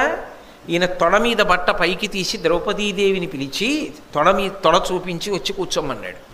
అంటే తనని 6వ భర్తగా స్వీకరించమని. అంత నిండు సభలో ఆమె పట్ల అలా ప్రవర్తించినది కృష్ణ పరమాత్మ తర్వాత అందుకే అన్ని మాటలు ఆ మాట ప్రస్తావన చేశాడు. ఆమె పట్ల అలా ప్రవర్తించినది ఇక ఎవరికైనా జీర్ణం అవుతుందా? వెంటనే భీముడు లేచి ప్రతిజ్ఞ చేశాడు. ద్రౌపదీదేవిని వచ్చి కూర్చొమ్మని ఏ తొడ మీద కొట్టి సంజ్ఞ చేశావో ఆ 2 తొడలు గదాదండం పెట్టి కొట్టి వెరగొట్టేస్తాను యుద్ధభూమిలోని. ఆఖరికి అదే జరిగిందా? దుర్యోధనుడు మరణించడానికి కావలసిన రాజమార్గం వేసేశాడా కర్ణుడు? ఆయన అనడం, దుర్యోధనుడు చేస్తూ ఉండడం. దుశ్శాసనుడు పడిపోవడానికి మార్గం ఏర్పడిపోయింది, దుర్యోధనుడు పడిపోవడానికి మార్గం ఏర్పడిపోయింది. భీముడు ఇక జీవితంలో రాజీ పడ్డావు, ఉగ్రసింహంలో అయిపోయాడు. అర్జునుడు రాజీ పడ్డావు. వాళ్ళు కాదు, అసలు ద్రౌపదీదేవి అంగీకరిస్తుందా ఇక సంధిని? ఇన్నాళ్ళు పాండవులు సంధికి రాయబారానికి అంగీకరించేవాళ్ళు. ఇక అంగీకరించడం సాధ్యమా ద్రౌపదీదేవికి? భీముడికి అంత తేలిక? అసలు కృష్ణుడికి అంత తేలిక? అంటే ఇక జీవితంలో అన్నదమ్ములు కలుసుకోవడానికి అవకాశం లేనంతగా విడిపోవడానికి కావలసిన ప్రాతిపదికని వేసినవాడెవరు? కర్ణుడే. ఆయనన్న మాటలేగా ఇంత దారుణానికి వెళ్ళాయి. ఎందుకు ఇలా ఇంత అసహ్యకరమైన మాటలు ఎందుకు మాట్లాడినట్టు? ఒక్కటే ప్రయోజనం, కావలసింది యుద్ధం జరగాలి. ఆ యుద్ధంలో శత్రువులు నిశ్శేషమైపోయి దుర్యోధనుడు సార్వభౌముడు అవుతాడు. అది నేను ఆయనకి చేసి పెడతాను. ఈయనకేమిటి ఎందుకు సంతోషం? అర్జునుడిని పడగొడతాను. ఏమిటి అర్జునుడి మీద అంత కోపం? నేను మీకు నిన్న మనవి చేశాను, అది ఇప్పటిది కాదు, ఎప్పటిదో ఆ వైరం నరుడితోటి. ఆ నరుడి చేతిలో పడిపోవాలి. అందుకే ఇంకా అంత మాత్సర్యం పెంచేసుకున్నాడంతే. పెంచేసుకుని నిజానికి వాళ్ళకి అన్నయ్య కదవుతాడు, కానీ అంత దారుణమైనటువంటి రీతిలో శత్రుత్వాలు పెరిగిపోవడానికి కారణమైపోయాడు. అంటే ఒక వ్యక్తి జీవితంలో తర్వాత ఎంత విచారించినా దిద్దుకోలేనంత దారుణమైనటువంటి మాట ప్రయత్నపూర్వకంగా తెలిసి ప్రయోగించకూడదు. ఎందుకంటే ఒకసారి ప్రయోగించినప్పుడు దుశ్శాసనుడి మీద ప్రతిజ్ఞ జరిగినప్పుడు వెంటనే మళ్ళీ వెటకారమాడి ద్రౌపదీదేవిని పిలిచి 6వ భర్తని చూసుకో అన్న మాట అసలు కర్ణుడు వాడచ్చా? ఇదే అత్యంత ప్రమాదకరమైనటువంటి స్థితికి వెళ్ళిపోయింది. అక్కడతో పోయిందా? వాళ్ళు ఇంకా ఇంటికి వెళ్ళకముందు అనుజ్యూతానికి పిలిచారు. తర్వాత ఏదో ద్రౌపదీదేవికి వరాలు ఇచ్చాడు ధృతరాష్ట్రుడు, వాళ్ళకి రాజ్యం ఇచ్చారు. ఇంకా ఇంటికి దాకా వెళ్ళలేదు, మళ్ళీ అనుజ్యూతానికి పిలిచారు. మళ్ళీ అనుజ్యూతంలో అన్నీ పోగొట్టుకుని ఈసారి అరణ్యవాసం, అజ్ఞాతవాసంలో ఉనికి తెలిస్తే మళ్ళీ అరణ్యవాసం, అజ్ఞాతవాసం. అంటే ఏమిటి? ఎప్పటికీ పాండవులకు రాజ్యం ఉండకూడదు ఒక్కటే కాదు, కష్టాలు పడుతూనే ఉండాలి. తాము రాజ్యాలు ఏలుతూనే ఉండాలి. రాజ్యాలు ఏలుతూ నవ్వుతూ వాళ్ళు ఉండాలి, కష్టాలు పడుతూ ఏడుస్తూ వాళ్ళు ఉండాలి. అందుకని ఈ 2 షరతులతో అనుజ్యూతాన్ని నిర్వహించారు. సహజం, శకుని చేతిలో ఓడిపోయారు. ఓడిపోయి వాళ్ళు అరణ్యవాసానికి వెళ్ళిపోతున్నారు. వెళ్ళిపోతూ ఆఖరికి ఇవన్నీ, ఈ మాటలు, ఈ అనుజ్యూతం, ఈ జూతం ఇవన్నీ ఎక్కడికి వెళ్ళిపోయాయి అంటే అర్జునుడు ప్రతిజ్ఞ చేశాడు. ఆయన అన్నాడు, కనకోర్వీధరసానుసార రుచిమద్గండీవ నిర్ముక్త పత్రిని పీతారుణ వారి శేషము పతత్రివ్రాతముల్ త్రావునయ్యని నా తోడ 14 యుద్ధమున మారైపోరు కర్ణాది దుర్జన సంఘంబుల మార్తురందునుముదున్ సంగ్రామ రంగంబునన్. 14 సంవత్సరాలు అయిపోయిన తరువాత యుద్ధభూమిలో కలుసుకుంటాం మేము కౌరవులం. అలా కలుసుకున్నప్పుడు నా ధనస్సు నుండి వెలువడేటటువంటి తీవ్రమైన బాణ పరంపర చేత నేను ఈ కర్ణుడిని చంపేస్తాను. ఈ కర్ణుడి తల తెగి యుద్ధభూమిలో పడిపోయి నెత్తురు భూమిలోకి ఇంకుతుండగా గ్రద్దలు రాబందులు ఎగురుతూ వచ్చి ఇతని శరీరాన్ని పొడుస్తాయి. అలా యుద్ధభూమిలో 14 ఏళ్ల తర్వాత కర్ణుడి తల తెగేస్తానని ప్రతిజ్ఞ చేశాడు. అంటే ఇక కలుసుకోవడం సాధ్యం అవుతుందా? దుర్యోధన దుశ్శాసనుల విషయంలో భీమ ప్రతిజ్ఞ అయిపోయింది, శకుని విషయంలో నకుల సహదేవులు, కర్ణుడి విషయంలో అర్జునుడు. భీముడు మళ్ళీ ప్రతిజ్ఞ చేశాడు, దుష్టచిత్తుడైన కష్టు దుర్యోధను శరముదన్నువాడ ధరణి కూల్చి హీనుడైన దుస్ససేనుని వధించి వేడి రక్తమనువాడగడగి. 14 ఏళ్ళు అయిపోయిన తర్వాత మేము అరణ్యవాసం అజ్ఞాతవాసం పూర్తి చేసుకుని 14వ ఏట యుద్ధానికి వస్తాం కదా, అప్పటికి 13 ఏళ్ళు అయిపోతాయి. ఆ 14వ ఏట మేము యుద్ధానికి కలుసుకున్న తరువాత దుర్యోధనుణ్ణి తొడలు విరగ్గొట్టి యుద్ధభూమిలో చంపడమే కాదు, నా కాలు పెట్టి తల తంతాను దుర్యోధనుడి. అంతేకాదు దుశ్శాసనుడి యొక్క గుండెలు బద్దలగొట్టి వేడి నెత్తురు తీసి నోటి దగ్గర పెట్టుకుంటాను. అంటే తావినంత చేస్తానని ఆయన ప్రతిజ్ఞ చేశాడు. ఇంతమంది ప్రతిజ్ఞలు చేసి అరణ్యవాసానికి బయలుదేరారు. ఇప్పుడు వీళ్ళు అనుభవించిన భోగం ఓ మెరుపు లాంటిది. 14 ఏళ్ళు ఎంతలో వస్తాయి? 13 ఏళ్ళు పూర్తయిపోయి 14వ ఏడు వచ్చేది. వాళ్ళు వచ్చారంటే ఆకలిగొన్న సింహాల్లా వస్తారు. అప్పుడు దెబ్బతిన్న పెద్ద పులుల్లా వస్తారు, తోక తొక్కిన త్రాచుపాముల్లా వస్తారు. వచ్చిన తరువాత పాండవుల ముందు నిలబడడం అంత తేలిక. కానీ పేరాశ ఏమిటంటే ఇంత తేజోమూర్తులు ఎలా ఉండగలరు అజ్ఞాతవాసంలో? వీళ్ళ ఉనికి తెలియకుండా ఎలా ఉంటుంది? ఈ ప్రశ్న వేసుకునేటప్పుడు ఈ 5గురే ప్రచ్ఛన్న వేషాల్లో ద్రౌపదీ స్వయంవరంలో కనపడితే మనం కనిపెట్టగలిగేమా? ఎవరన్నా కనపడితే కాదు, యుద్ధం చేశారు. ఎదురుగుండా నిలబడి యుద్ధం చేస్తే, బాణాలేస్తే, ఓడిస్తే, నాతో యుద్ధం చేస్తే అర్జునుడు చెయ్యాలి, ఇంద్రుడు చెయ్యాలి, పరశురాముడు చెయ్యాలన్నాను తప్ప అర్జునుడే అని గుర్తుపట్టగలిగానా? గుర్తుపట్టలేకపోయానుగా. అప్పుడు గుర్తుపట్టలేకపోయింది, అజ్ఞాతవాసంతో గుర్తుపట్టగలనా అని ఆలోచన రాలేదు. మౌఢ్యమన్న మాటకి ఇంతకన్నా పర్యాయపదం ఏముంటుంది? కాబట్టి వాళ్ళు అరణ్యవాసానికి వెళ్ళిపోయారు. వెళ్ళిపోయిన తర్వాత ఇక్కడ కౌరవులు పరమ సంతోషంగా ఉన్నారు. వాళ్ళు కష్టపడ్డం, వాళ్ళకి రాజ్యం పోవడం, అంతకన్నా ఏం కావాలి? మీరు ఒక్కటి ఆలోచించండి.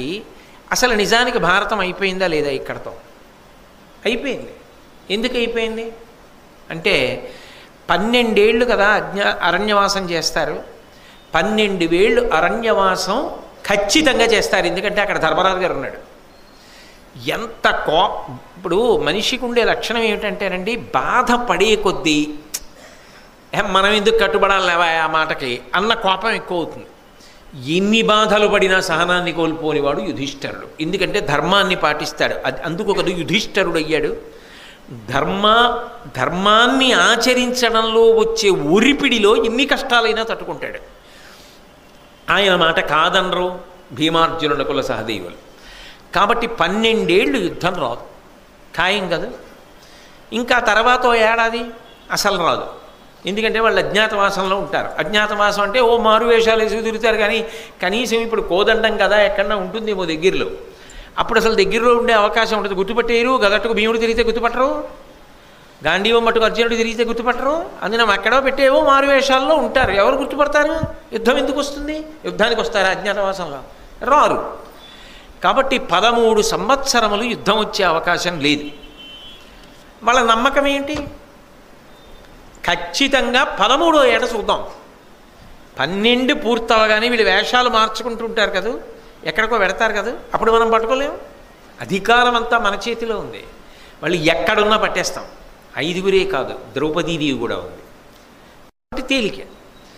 వాళ్ళంటూ ఏమైనా జాగ్రత్త పడవలసిన అవసరం ఉంటే, పాండవుల్ని పట్టుకోవాలని చాలా తొందరపడిపోవలసి వస్తే చాలా జాగరూకులై ఉండవలసి వస్తే వాళ్ళు ఎప్పుడు ఉండాలి? 12 ఏళ్ళు అయిపోయాక.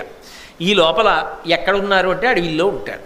ఇవాళ ఈ అడవిలో ఉంటారు, మహా అయితే ఓ 3 నెలలు పోయాక పక్క అడవిలో కడతారు, ఇంకో 3 నెలలు పోయాక ఆ పక్క అడవిలో కడతారు. అంతే కదా వాళ్ళు చేస్తారు. వీళ్ళ గూఢచారులు చెప్పరేమిటి? ఎక్కడున్నారంటే బలానా వనంలో ఉన్నారు, ఇంకో వనంలో ఉన్నారు, ఇంకో సరోవరం దగ్గర ఉన్నారు అన్నమాట చెప్తూనే ఉంటారు. వాళ్ళకి తెలుస్తూనే ఉంటుంది. 12 ఏళ్ళు ఇంకా పాండవుల గురించి పట్టించుకోకుండా పరమ సంతోషంగా కాలం గడిపేయచ్చు. మధ్యలో వెనక్కి వస్తారేమో అన్న బెంగే లేదు. ధర్మరాజు గారి ధర్మమే అడ్డు. ధర్మరాజు గారి ధర్మం విషయంలో అందరికన్నా ఎక్కువ నమ్మకం కౌరవులకి. ఎందుకంటే ఆయన మాట తప్పడు అని. కాబట్టి హాయిగా ఉండొచ్చు కదా. హాయిగా ఉన్నారు. ఎవరు? దుర్యోధనుడు ఉన్నాడు, శకుని ఉన్నాడు, అందరూ ఉన్నారు. లేనివాడు ఒక్కడే ఉన్నాడు. ఎవరు? కర్ణుడు. ఎందుకు హాయిగా లేడు అంటే 13 ఏళ్ళు యుద్ధం ఉండదా అర్జునుడితో? 13 ఏళ్ళు అర్జునుడితో యుద్ధం చేసే అవకాశం రాదా? 13 ఏళ్ల తర్వాతేనా 14 ఏడు వచ్చే వరకు నేను ఎదురు చూడవలసిందే అర్జునుడిని గెలవడానికి. ఇప్పటికి 2 అవకాశాలు వచ్చాయి, రెండింటిలో గెలవాల. 14 ఏళ్ల తర్వాత మళ్ళీ కాదు. ఈ లోపల అర్జునుడితో యుద్ధం రావాలి తనకి. ఎలాగైనా అర్జునుడిని ఓడించారు. ఎలా? యుద్ధానికి వెళ్తాను అన్నాడు అనుకోండి. ఎలా ఒప్పుకుంటాడు దుర్యోధనుడు? ఇప్పుడు ఎందుకు యుద్ధం? వాళ్ళ అరణ్యవాసానికి అజ్ఞాతవాసానికి పోయి ఇప్పుడు వాళ్ళు యుద్ధానికి వెళ్తే మాత్రం మా నాన్న ఒప్పుకుంటాడా? భీష్ముడు ఒప్పుకుంటాడా? ద్రోణుడు ఒప్పుకుంటాడా? లేకపోతే ధృతరాష్ట్రుడు ఒప్పుకుంటాడా? విదురుడు ఒప్పుకుంటాడా? ఎవరు ఒప్పుకుంటారా? ప్రతిపాదన ఎలా పెడతాం? ఎందుకు అసలు మనకది అంటాడా అనడా? తన మనసులో కోరిక తీరాలంటే ఏమీ చెయ్యక్కర్లేదు. యువతల వైపు తీసుకెళ్ళి కర్పూరం దగ్గరలో తీసుకెళ్ళి కాస్త అగ్నిహోత్రం పెట్టామనుకోండి, మంట మండుతుందా మండదా? పాండవులు ఉన్న దగ్గరికి కౌరవులు ఇడితే చాలు, వచ్చేస్తుంది యుద్ధం. ఎందుకంటే వీళ్ళకి కుదిరేది తింగర్లు. వాళ్ళ కష్టాలు చూసి చంకలు కొట్టుకుంటారు, ఏదో చేస్తారు. ఖచ్చితంగా అక్కడ భీముడు ఉన్నాడు. మీరెవడరా అంత సంతోషిస్తున్నారని ఏదో అంటాడు. ఏదో అన్న తర్వాత రెడీ. ఎప్పుడు? కర్ణుడు. దుర్యోధనాన్ని ఇంత మాట అంటాడా? టంకారం చేయొచ్చు, ఏదో యుద్ధం రావచ్చు. అంత ప్రశాంతంగా ఉండిపోవడం, అవతల వాళ్ళు అన్ని కష్టాలు పడుతున్నా 12 ఏళ్ళు అంత ప్రశాంతంగా ఉండడం ఇష్టం లేదు కర్ణుడికి. 2, ఆయనకి ఇంకో కోరికోటి ఉంది మనసులో. ఇన్నాళ్ళు అర్జునుడు గొప్ప కీర్తితో తిరిగాడు. ఇప్పుడు అదే అర్జునుడు చాలా కష్టాల్లో ఉన్నాడు. అన్ని కష్టాల్లో ఉన్నవాడిని నేను ఇప్పుడు ఇంత సంతోషంగా ఉన్నానని ఆభరణాలన్నీ వేసుకొని మంచి బట్టలు వేసుకొని దుర్యోధనుడితో కలిసి రథం మీద వెళ్ళి అలా చూస్తూ వెళ్ళిపోతుంటే ఎంతో కష్టపడుతూ అర్జునుడు అక్కడుండి కర్ణుడి వంక చూస్తే కర్ణుడు నవ్వుతూ అర్జునుడి వంక చూస్తే ఈయనకి అదో సంతోషం. ఎందుకది? మన ప్రవృత్తి అంతే. అదో సంతోషం. అవతలవాడు కష్టంలో ఉంటే యువతలవాడు సుఖంగా ఉన్నాడు, వీళ్ళు తెచ్చిన కష్టాలే పోని వాడిని అలా పడినాయి వదిలి అక్కడతో కాదుట. వీళ్ళు చూస్తే ఓ సంతోషం. తర్వాత యుద్ధం కూడా వస్తే రావచ్చు, అదో అవకాశం. కానీ ఎలా జరుగుతుంది ఇది? అలా వెళ్ళి చూద్దాం, మనందరం కలిసి వెళ్దాం అన్నాడు అనుకోండి. దుర్యోధనుడు ఏమంటాడు? అలా ఎందుకయ్యా మనందరం కలిసి వెళ్దాం అంటాడా? ఒకవేళ దుర్యోధనుడు ఒప్పుకున్నాడు అనుకోండి, ధృతరాష్ట్రుడు ఎందుకు ఒప్పుకుంటాడు? ఒప్పుకోడు. ఎందుకంటే ఆయనకి భయం. మీరు పాండవుల దగ్గరికి వెళ్తే చంపేస్తారు, వాళ్ళు వెళ్ళకంటారా, మీరు వాళ్ళ రాజ్యం కొట్టేశారు, వాళ్ళున్న చోటుకి మీరు ఎందుకు అంటాడా? కాబట్టి బాగా ఆలోచించాడు కర్ణుడు. ఆలోచించి ఒక రోజున దుర్యోధనుడు హాయిగా సంతోషంగా కూర్చుని ఉన్నాడు. 13 ఏళ్ళు పేచీ లేదు కదా. 13వ ఏడాదంతా కష్టపడి ఎక్కడున్నారో పట్టేసుకోలేమా? పట్టేసుకుంటాం. 12 ఏళ్ళు పూచీ పేచీ లేదు. ముందు ఈ 12 ఏళ్ళు సంతోషంగా గడిపేద్దాం అమ్మయ్యా అని హాయిగా ఏదో పాప ఆయన సంతోషంగా ఉన్నాడు. కర్ణుడు వెళ్ళాడు. వెళ్ళి దుర్యోధనుడితో మాట్లాడుతున్నాడు. మాట్లాడుతూ అన్నాడు, పాలిత శౌర్యులు పాండవేయులు దుఃఖశీలురై అడవల పాలుబడిరి ధరణీష తొల్లి ఇంద్రప్రస్థపురమున ధర్మనందను పాల పేర్మితోడ శోభిల్లుచున్న విశ్రుతలక్ష్మి నీ బుద్ధిబలమున నిన్ను పెంపొలయబొంది బరువడి దక్షిణ పశ్చిమోత్తర పూర్వ దేశస్థులైన మహీషులెల్లా నీక అరిగాపులై ఇప్పుడు నిఖిల జలనిధి శైలకానన ద్వీప విశాలమైన మహి సమస్తంబు నీలుము మహిమయసగా లీల ఇంద్రుండు సురలోక మీలునట్లు. దుర్యోధనుడు సంతోషించాలి అంటే ఉన్నది చెప్పడం కాదు, పాండవులు పోగొట్టుకున్నది చెప్తే సంతోషిస్తాడు. ఎంత తెలివితేటలుగా మాట్లాడుతున్నాడో చూడండి కర్ణుడు. ఆయన అన్నాడు పాలిత శౌర్యులు. పాలిత శౌర్యులు అంటే ఏమిటో తెలుసా? ఎప్పుడు పడితే అప్పుడు ఎవరి మీద పడితే వాళ్ళ మీద కోప్పడిపోయే లక్షణం ఉన్నవారు కాదు. ఎంత పరాక్రమం ఉన్నదో అంత క్రమశిక్షణ కలిగిన వారు.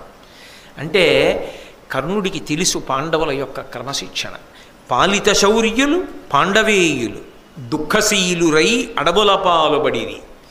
ఇంత క్రమశిక్షణ ఇంత శౌర్యము ఉన్నవాళ్ళు యుద్ధంలో ఓడిపోయి కాదు, అడవికి పోయింది, నీ బుద్ధి బలానికి పోయారు. నువ్వు ఎంత తెలివైన వాడివి దుర్యోధన. వాళ్ళందరినీ అడవుల పాలు చేశావు. అడవుల పాలు చేసి వదిలిపెట్లా.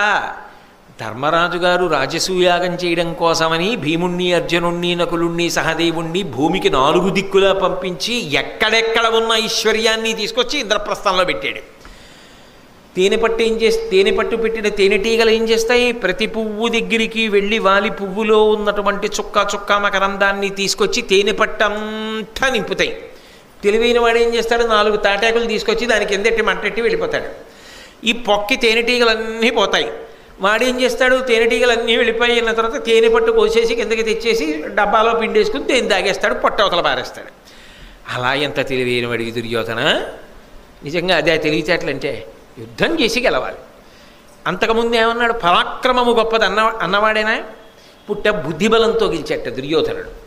ఎంత చాతుర్యంతో గెలిచావు. ధర్మరాజు గారు ఇంత కష్టపడి తమ్ముళ్ళని భూమికి 4 వైపులా పంపించి రాజసూయాగం చెయ్యడానికి రాజులందరినీ గెలిచి తీసుకొచ్చినటువంటి ధనాన్నంతటినీ ఇంద్రప్రస్థంలో పెడితే నువ్వు నీ బుద్ధిబలం చేత ఐశ్వర్యాన్నంతటినీ నీతిగా చేసేసుకున్నావు. ఐశ్వర్యం ఒకటేనా? ఎప్పుడైతే పాండవులు అరణ్యాల పాలైపోయారో యావత్ భూమండలానికి నువ్వు చక్రవర్తివి, సార్వభౌముడవయ్యావు. హాయిగా ఏలుకో, తిరుగులేని రీతిలో ఏలుకో దుర్యోధన. ఆయనకి తెలియదు ఏమిటా? ఆయన ఇప్పుడు అనుభవిస్తున్నది అది కాదేమిటి? కాదు, కర్ణుడి మనసులో ఉన్న ఆంతర్యం వేరు. అందుకే ఓ మాట చెప్పాడు. నువ్వింత సంతోషంతో ఉన్నావా? ఇంత ఆనందంలో ఉన్నావా? నీకు ఇంకొక సంతోషకరమైన వార్త చెప్తాను దుర్యోధన. ఇప్పుడు నేను తెలుసుకున్నది ఏమిటో తెలుసా? ఇప్పుడే అందిన వార్త. పాండవులు ఎక్కడున్నారో తెలుసా? ద్వైతవనంలో ఒక కొలను గట్టులని వసిస్తున్నారు. ఎక్కడ ఉండవలసిన వాళ్ళు? ఇంద్రప్రస్థంలో అజాంతపురంలో ఉండవలసిన వాళ్ళు ద్వైతవనంలో ఒక కొలను గట్టు మీద బతుకుతున్నారు. వాళ్ళు అలా ఉంటే, ఐశ్వర్యమంతా పోగొట్టుకుని ఉంటే, రాజ్యభ్రష్టులై ఉంటే, కష్టాలలో కూరుకుపోయి వాళ్ళుంటే నువ్వెలా ఉన్నావు? మధ్యాహ్న సమయంలో వెలిగిపోతున్న సూర్యబింబం ఎలా ఉంటుందో అలా ఉన్నావు. అంతేకాదు, నహుష చక్రవర్తి కుమారుడైనటువంటి యయాతి ఎలా ఉంటాడో అలా ఉన్నావు ఇప్పుడు ఈ రాచరికపు టీవీతో. ఇలా ఉండడం కాదు దుర్యోధన, ఇలా నువ్వు నీ వాళ్ళందరితో కలిసి ఒకసారి అలా అరణ్యానికి వెళ్ళి పాండవులకు కనపడాలి. పాండవులు నిన్ను చూస్తారు. అబ్బా చూడు దుర్యోధనుడు ఎంత సంతోషంగా ఉన్నాడో, ఎంత ఆనందంగా ఉన్నాడో, ఆయన రాణులు చూడు, ఆయన స్నేహితులు చూడు, మన బతుకులు చూడు, మనం ఎలా ఉన్నామో చూడు అని ఏడిచేవాళ్ళు ఇంకా ఏడుస్తారు. నవ్వుతున్న నువ్వు ఇంకా నవ్వాలి వాళ్ళని చూసి, అది గొప్ప. అంతేగాని అన్నీ వచ్చేసాయని సంతోషంగా సింహాసనం మీద కూర్చుంటానంటామే. కాబట్టి మనం అరణ్యానికి వెడితే బాగుంటుంది. అసలు ఎందుకు ఈ ఆలోచన? తర్వాత బయట పెడతాడు మెల్లిగా. ధనధాన్య పుత్ర బాంధవ జన లాభంబులను తలప సరిగావు సుఖంబున తాను దనరి శత్రులు ఘనతర దుఃఖములనుండకని అలరుటకున్. ధనమున్నా, ధాన్యమున్నా, బిడ్డలున్నా, ఐశ్వర్యమున్నా వచ్చేటటువంటి సంతోషం కన్నా నిజానికి దుర్యోధన ఒక సంతోషం గొప్పది. ఏమిటో తెలుసా సంతోషం?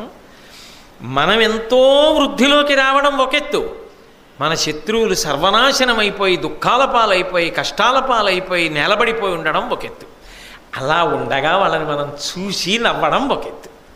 అలా అసలు ప్రవర్తించచ్చా? నిజానికి శత్రు భావన మనసులో పెట్టుకోకూడదు. ఎప్పుడైనా శత్రుభావన ఎవరి ఎందైనా పొరపాటున కలిగిందనుకోండి, ఉత్తర క్షణం భగవంతుణ్ణి ఏమన ప్రార్థన చెయ్యాలంటే, నా యందు వారికి, వారి యందు నాకు శత్రుభావన పోవుగాక. శత్రువులు నశించాలని కోరుకోకూడదు, శత్రుభావనలు నశించి అందరం ఒకటిగా బ్రతికెదముగాక అని అడగాలి ఈశ్వరుణ్ణి. అంతేగాని నాకు వాడి మీద కోపం వచ్చింది, వాడిని నాశనం చేసే అని అడుగుతుంటే ఈశ్వరుణ్ణి, ఆయనకి అసహ్యం ఇది, వీడియో అక్కడ దొరికాడు, నాకు 2 మందారం పూలు అట్టుకొచ్చి వాడిని వీడిని నాశనం చేసేయమంటాడేమిటి అనుకోడు. ఎంత బేలతనం, ఎంత లీకితనం అది. నాకు ఈ శత్రుభావనలు లేకుండా చెయ్యి, వాళ్ళకి నా మీద శత్రుభావనలు లేకుండా చెయ్యి, మేమందరం సోదరులులా కలిసి బ్రతికేటట్టుగా అనుగ్రహించు అని అడగాలి ఈశ్వరుణ్ణి. అది పరిణితి కలిగిన భక్తి. కాబట్టి అలా చెప్పట్లేదు, వాళ్ళు అంత కష్టాల్లో ఉండగా నువ్వు ఇన్ని సుఖాల్లో ఉన్నావు కాబట్టి సుఖాలు అనుభవించడం ఒకటే కాదు, కష్టాలు పడుతున్న వాళ్ళ దగ్గరికి వెళ్ళి వాళ్ళ కష్టాలు చూసి నువ్వు నవ్వాలి. అది మనిషికి గొప్పతనం అంటే. ఇక్కడే అనుభవిస్తూ కూర్చుంటానంట ఏమిటి, ద్వైతవనంలో సరోవరం దగ్గర పడి కొట్టుకుంటున్నారు, అక్కడ ఉన్నారట కాబట్టి అక్కడికి వెళదాం పద అని. అన్నిటికన్నా దుర్యోధన ఒకటి చూసి తీరాలి. ఏమిటో తెలుసా, నారలు గట్టి కూరలశనంబుగా ఉగ్రవనంబులో విపద్భారము నొంది వందురిన ఫల్గును ఉజ్వల రాజ్య వైభవోదారులమై కనుంగొని ముదంబున పొందక కాంచు కంటే ఇంపారగ నుండు కల్గునే కృతార్థత ఎందును కౌరవేశ్వర. కృతార్థత అన్న మాటకు అర్థం ఏమిటి దుర్యోధన? అరణ్యానికి ఎడితే మనకొకడు కనపడతాడు, అర్జునుడు.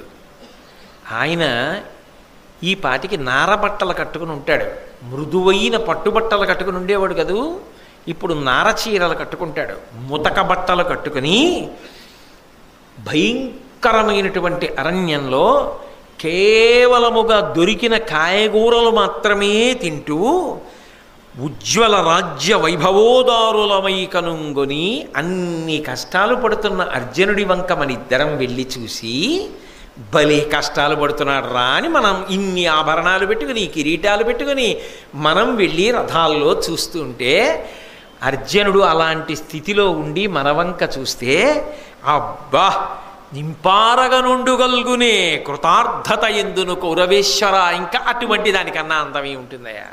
అది కదా సంతోషం అంటే. ఏదో రాజ్యం సంపాదించావు, సింహాసనం మీద కూర్చున్నావు, ఆనందంగా ఉన్నావు, అదే అది కాదు.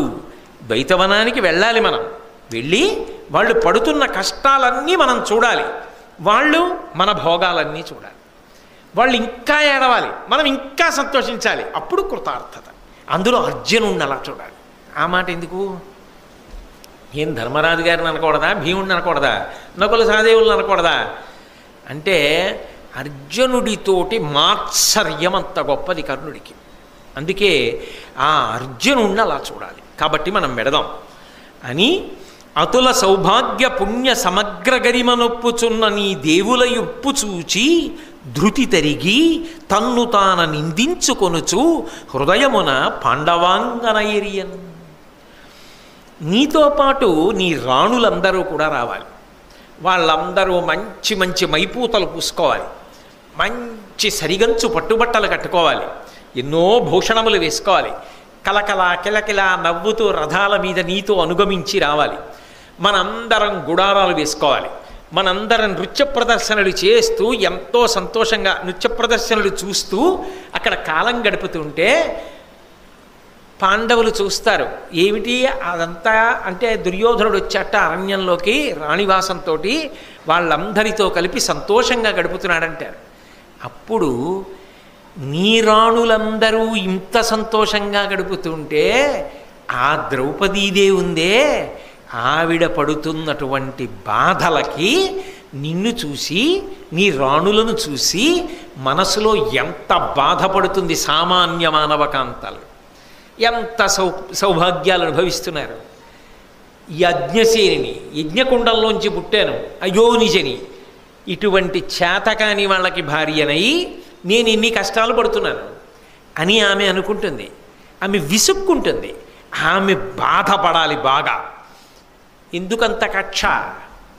ఒకనాడు స్వయంవరంలో తాను పొందలేకపోయాడు, అర్జునుడు పొందాడు. కాబట్టి ఆ ద్రౌపది ఏడవాలి. నీరాణుల్ని చూసి ఏడవాలి, తన భర్తల్ని చూసి కనుబొమలు చిట్లించాలి, అది చూసి వాళ్ళు ఇంకా ఏడవాలి.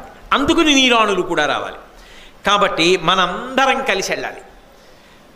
రాణులు, అంతఃపురం వాళ్ళు, రథాలు, గుర్రాలు, ఏనుగులు, కాల్బంట్లు, ఇంతమంది కలిసి అబ్బో అదో పెద్ద విశేషం కింద బయలుదేరి వెళ్ళాలి. పాండవులు చూసి ఇంకా కృషించిపోవాలి. ఏమంటావు దుర్యోధన? ఎందుకు, మనసులో ఏమిటి కోరిక? అలా అర్జునుడిని చూడాలి, వీలైతే యుద్ధం రావాలి. ఎక్కడైనా అవకాశం ఉందా 13 ఏళ్ళు వేచి చూడవలసిన అవసరం లేకుండా యుద్ధం వచ్చేయాలి, అర్జునుడిని కొట్టేయాలి. ఏమిటో అంత తేలిక అని ఆయన ఉద్దేశ్యం. అర్జునుడిని కొట్టేస్తాడు అంటే మానసికంగా కూడా కుంది ఉన్నాడు కాబట్టి ఇప్పుడు కొట్టడం తేలిక అని ఆయన ఉద్దేశ్యం అని వాళ్ళు ధర్మాచరణమునందు తృప్తి పొందుతుంటారని ఆయన కనిపెట్టలేకపోయాడు. బాహ్యంలో కష్టపడిన ఆంతరమునందు మేము ధర్మమునకు కట్టుబడి ఉన్నాము అన్న విషయం మీద వాళ్ళకి అంత సంతోషం. కాబట్టి వాళ్ళ పూనికలో, వాళ్ళ పరాక్రమాల్లో, వాళ్ళ పటాటోపంలో ఏ విధమైనటువంటి కొరత కొదువ ఏర్పడవు. అన్నిటిని మించి ధర్మమునందు అనురక్తి కలిగి ధర్మానుష్ఠానం చేస్తున్న వాడికి సర్వకాలముల యందు సర్వదేశముల యందు ఈశ్వరానుగ్రహము కలుగుతూనే ఉంటుంది. కాబట్టి వాడు పెరుగుతూనే ఉంటాడు తప్ప వాడు తరగడం. కాబట్టి ఈ మాటలు చెప్పాడు.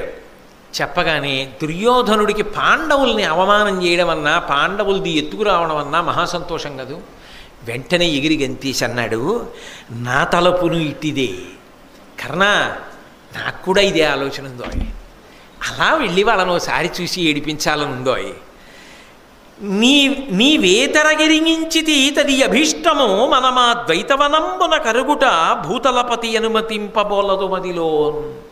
నువ్వు చెప్పావే ద్వైతవనానికి ఎడదామని, అదే ఆలోచన ఉంది కర్ణా నాకు కూడా. నువ్వు చెప్పావే మనందరం కలిసి వెళ్ళాలని, నేను అలాగే అనుకుంటున్నాను కర్ణ. మనం అక్కడ సంతోషిస్తుంటే వాళ్ళు ఏడవాలని నాకు ఉంది కర్ణ. కానీ నేను ఎందుకు పైకి అనలేదో తెలుసా? అలా వెడదామంటే ఒప్పుకుంటాడేంటి మా నాన్న? ధృతరాష్ట్రుడు ఒప్పుకోడు. ఎందుకు ఒప్పుకోడు? పాండవుల మీద ప్రేమ అనుకుంటున్నారా? పాండవుల మీద ప్రేమ ఏం కాదు. అక్కడికి వెడితే దెబ్బతిన్న పెద్ద పుల్లు వీళ్ళు కనపడగానే వచ్చి 5గురు మీద పడ్డారనుకోండి, వీళ్ళు వెంట ఎంత సైన్యం తీసుకెళ్ళినా వాళ్ళ ముందు నిలబడదు. ముక్క ముక్కల కింద నరికేసి పెట్టిలో పెట్టి వెనక్కి పంపిస్తాడు. అందుకు భయం. అందుకని వాళ్ళు ఉన్న చోటుకి మీరు వెళ్ళకండి అంటుంటాడు ధృతరాష్ట్రుడు. అది మా నాన్న పంపడం. మా నాన్నకి అర్జునుడు అంటే భయం. వాళ్ళ నాన్నకి నిజమే అర్జునుడన్నా భీముడన్నా చాలా భయం. ధర్మరాజు అంటే మరీ భయం. ఎందుకంటే ధర్మరాజు గారి ధర్మం కాపాడేస్తుందిరా వాడిని, వాడు ఆ ధర్మం మొదలడరా వచ్చిన బాధ అని ఏడుస్తాడు కొడుకు దగ్గర. భారతంలో ధర్మరాజు అంటే భయం, అర్జునుడంటే మరీ భయం. ఎందుకో తెలుసా? చెప్పుకున్నాడు, ఒరేయ్ ఒకప్పుడైతే అర్జునుడు సామాన్యమైన బలవంతుడు అనుకునే వాళ్ళం ద్రోణాచార్యులు వారి శిష్యుడిగా. అప్పుడే ఉత్తర దిక్కుకు వెళ్ళి రాజులందరినీ గెలిచి రాజసూయం చేయించాడు. ఇప్పుడు ఏకంగా తపస్సు చేసి పరమశివ సాక్షాత్కారాన్ని పొంది దేవతానుగ్రహంతో అనేక అస్త్రములు పొందాడు, దివ్యాస్త్రములు పొందాడు. వాళ్ళు ఉన్న చోటుకి మీరు వెళ్ళకండి అంటాడు. మా నాన్నకు భయం. పంపిస్తాడా?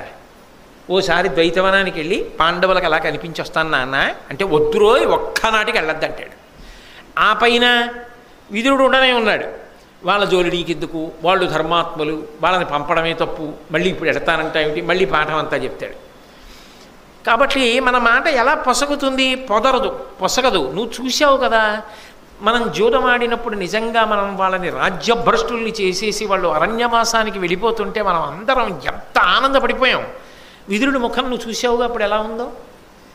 విదురుడు నిండు సభలో లేచి మనందరం అధర్మాత్ములమని మన గురించి ఎలా మాట్లాడాడు. నిర్మోహమాటంగా పాండవుల్ని వెనకేసుకొస్తాడు. ఆ పైన భీష్మద్రోణులు ఉన్నారు. మా నాన్న బలహీనత ఏమిటంటే విదురుణ్ణి భీష్మద్రోణుల్ని కాదండం. కాదనడం బలహీనత కాదు, వాళ్ళని కాదని మనలేనని తెలుసు. అందుకని గౌరవించినట్లు నటిస్తూ ఉంటాడు. ఆ పైన మిగిలిన విషయాల్లో నేను ఎలా చెప్తే అలా వింటాడు. ఈ విషయంలో నీ చెప్పినట్టు వినడం. ఎందుకు వినడో తెలుసా? ఆయనకి పెద్ద నమ్మకం ఏమిటంటే అర్జునుడు ఇప్పుడు అపారమైనటువంటి అస్త్ర సంపదను పొంది ఉన్నాడు. మరి పరమేశ్వర సాక్షాత్కారం పొందాడు, ఉత్తర దిక్కుకు వెళ్ళి తపస్సు చేసి పాశుపతాస్త్రాన్ని పొందాడు, స్వర్గలోకానికి వెళ్ళాడు, దేవేంద్రుడి యొక్క అనుగ్రహం చేత అస్త్ర సంపద పొందాడు, ఇన్ని అస్త్రములు పొంది ఉన్నాడు. కనపడితే బాణాలు ఇస్తే ఏమైపోతారు మీ అందరూ? అందుకని అస్సలు వెళ్ళకండి. ఆ పైన భీముడు ఉన్నాడే, బుసలు కొడుతున్నాడు, ఎన్ని కష్టాలు పడ్డాడో అంత కక్ష పెరిగిపోతుంది. ఇప్పుడు వాళ్ళ కళ్ళల్లో మీరెందుకు రోయ్, అస్సలు వెళ్ళొద్దంటాడు. మా నాన్న అనుమతి లేకుండా ఎలా జరుగుతుంది ఘోషయాత్ర? దానికి ఘోషయాత్ర అనో పేరిట్టారు. ఎలా జరుగుతుంది? జరగదు. జరగనప్పుడు మనకు ఆ కోరికన ఎలా తీరుతుంది?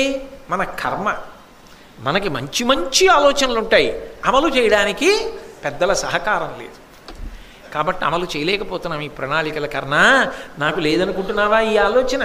నాకు ఉంది అంటే ఆలోచించారు. ఈ ఆలోచన చాలా గొప్పది. కావలసింది ఏమిటి? ఒక్క ధృతరాష్ట్రుడి అనుమతి. అదొక్కటి సంపాదించేస్తే ఇంకా చేసేయచ్చు. ఎందుకంటే గుడ్డిరాజు గారు రాలేడు, చూడలేదుగా పాపం. ఆయనకి 2 కన్నులు లేవు. వీళ్ళు ఏం చేస్తున్నారో, ఎలా పెడుతున్నారో, అక్కడికి వెళ్ళి ఏం చేశారో తర్వాత వచ్చి చెప్తే తెలియాలి తప్ప పాపం ఆయన ఏం కనిపెట్టగలడు.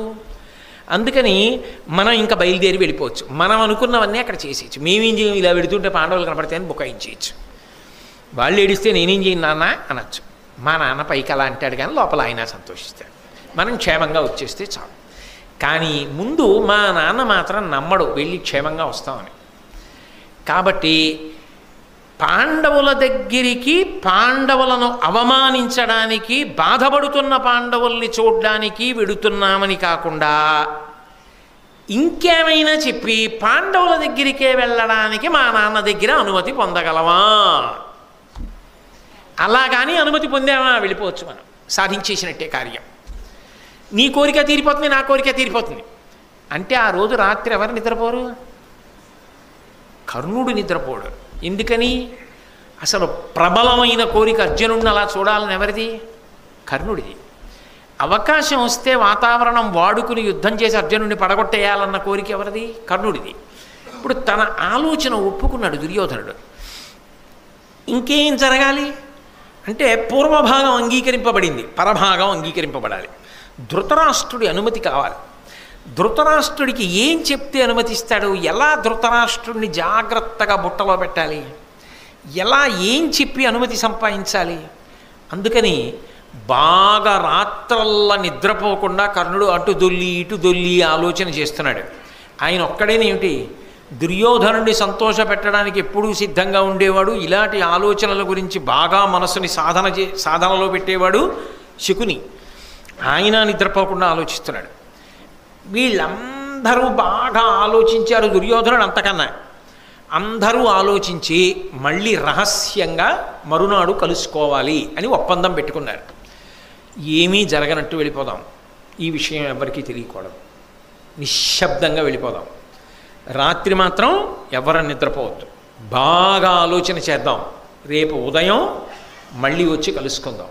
కలుసుకున్న తర్వాత ఎవరికి ఏ ఆలోచన వచ్చిందో చెప్పండి. ఏ ఆలోచన వచ్చిందో చెప్పిన తర్వాత వాటి అన్నిటిలోకి ఉత్తమమైన ఆలోచన ఏది మనం ఒకసారి పరిశీలనం చేద్దాం. ఏది ఉత్తమమైన ఆలోచన అయితే ఆ ఆలోచన ద్వారా ధృతరాష్ట్రుడి యొక్క అనుమతిని తీసుకుని ఘోషయాత్రకు మనం బయలుదేరదాం. కాబట్టి బయలుదేరండి అన్నారు. అందరూ రాత్రి అయిపోయింది కాబట్టి పడుకుని దురాలోచన చేయడానికి వెడుతున్నారు. మనం ధర్మం నిలబడాలని ఆలోచించి కృష్ణ భగవానుడికి నమస్కరించడానికి వెడదాం. రేపు మళ్ళీ 7 గంటలకు కలుసుకున్నప్పుడు ఏం ఆలోచించారన్న విషయం మీద పరిశీలన చేద్దాం. మంగళాశాసన పరై మదాచార్య పురోగమై సర్వైశ్చ పూర్వైరాచార్యై సత్కృతాయాస్తు మంగళం. మంగళం కౌసలేంద్రాయ మహనీయ గుణాత్మనే చక్రవర్తి తనూజాయ సర్వభౌమాయ మంగళం.